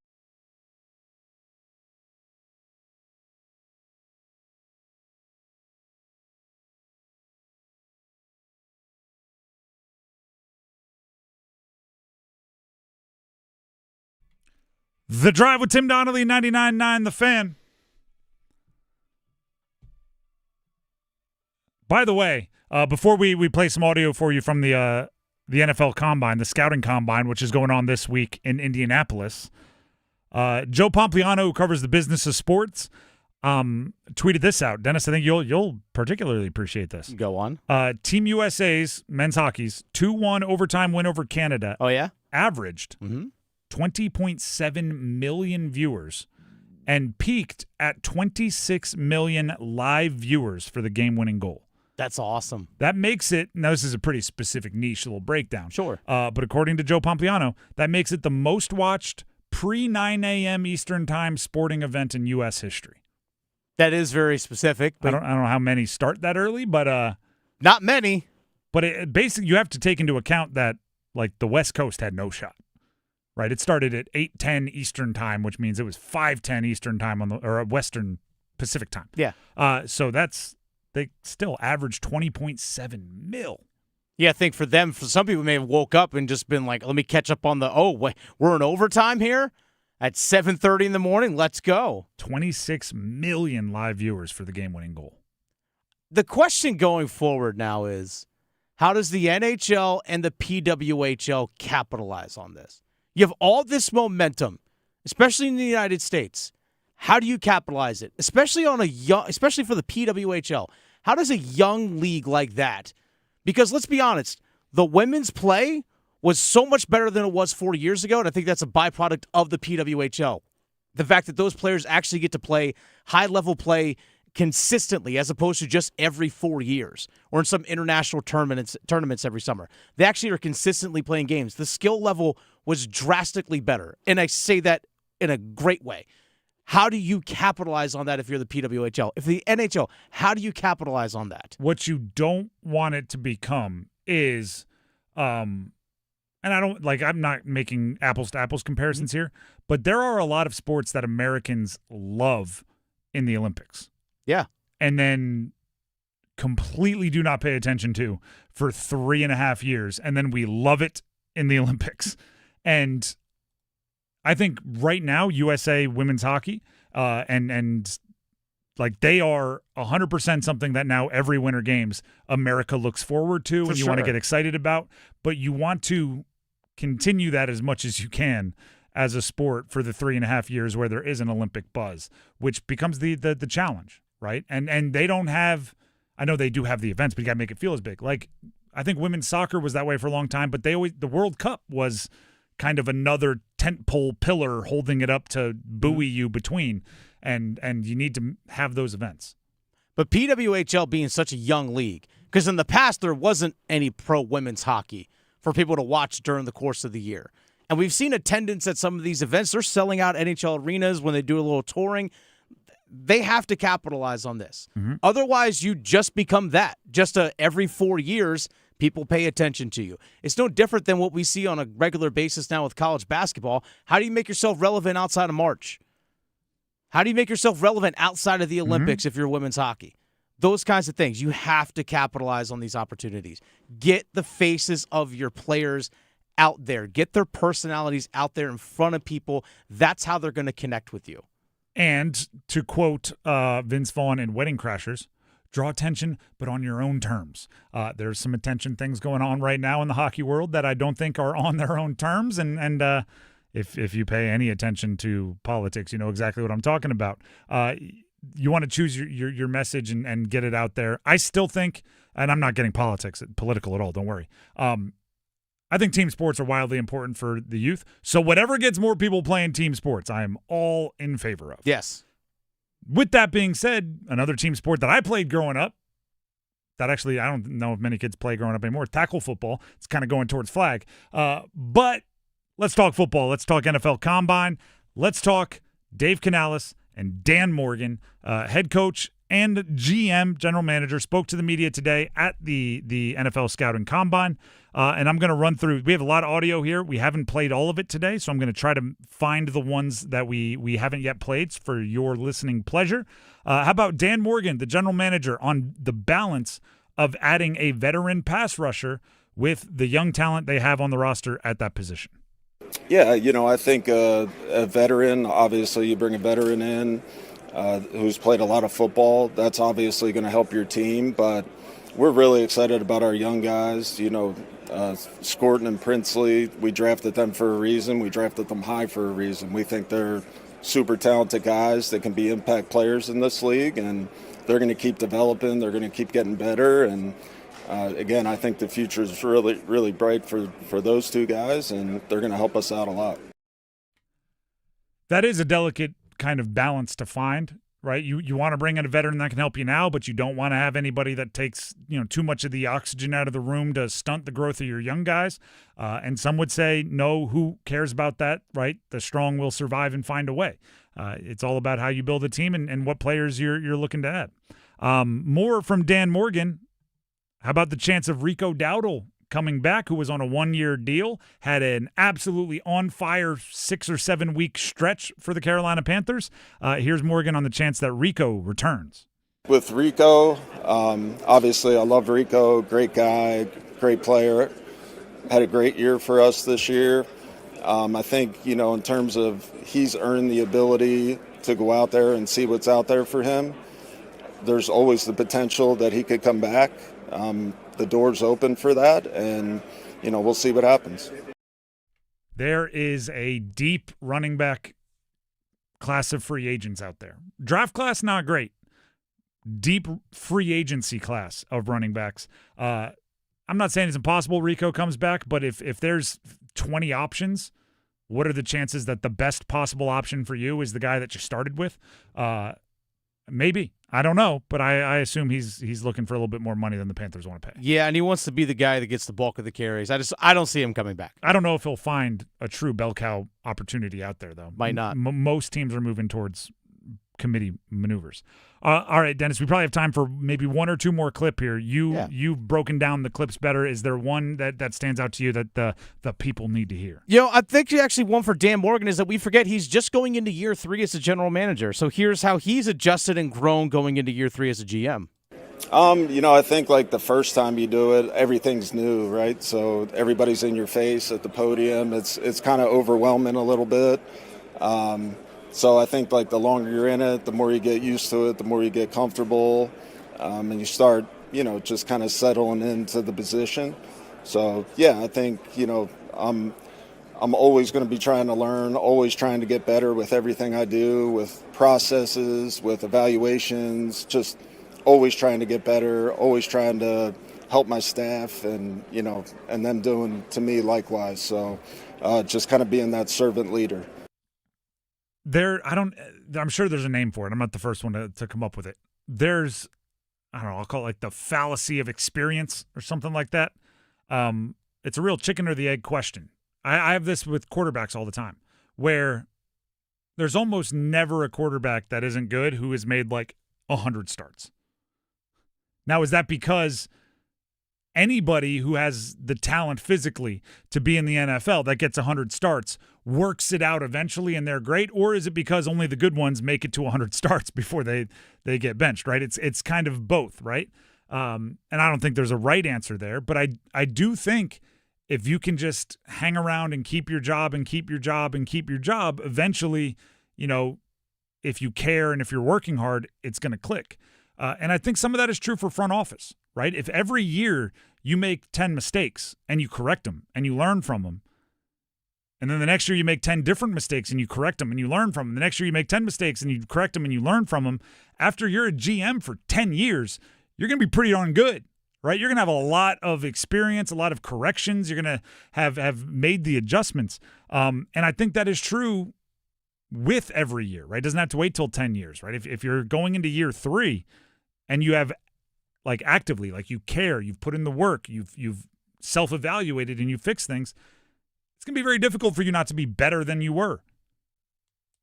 That's not to say you're perfect, but it is, I think, the argument for, keeping guys around. And if you're 50-50 on somebody, keeping them because you've pot committed some experience.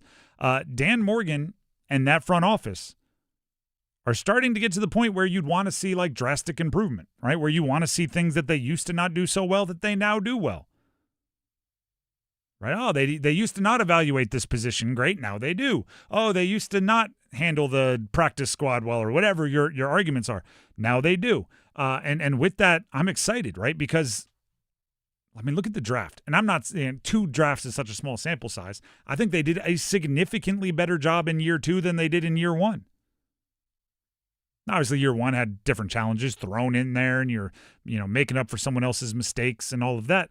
But if they improve at that rate in the draft, this year would be an unbelievable draft. So, yeah, year 3, it matters that Dan Morgan is in year 3. All right, one more, Dennis. Dealer's choice. Dan Morgan, Dave Canales. I don't know. We're looking at like 14, 15, 16 different clips here. What are we rolling with? Let's actually talk about Dan Morgan, depth of edge rusher. I know a lot of people want that. Yeah, I think it's a really good group of edge rushers. First round, second round, third round. I think it's a pretty deep edge class that we're excited about. And again, if the possibility of one of those guys is there at our picks, we'll definitely consider it. But again, we're always going to draft best available players. So if that's the best available player, then so be it. I will and will for always. This is not one I anticipate flip-flopping on with new information. I will always lean BPA, baby. Best player available. We'll figure out where to fit you. Give me the best value. It's hard enough to draft good players when you're just trying to take the best player. It's so much more difficult when you're trying to take the best player or a really good player and also fit it into a particular position. With that being said, I think a lot more often than we'd like to believe, they go in and say, these two are about the same. Like, I don't think it's always like I have this one ranked 14th, this one ranked 15th.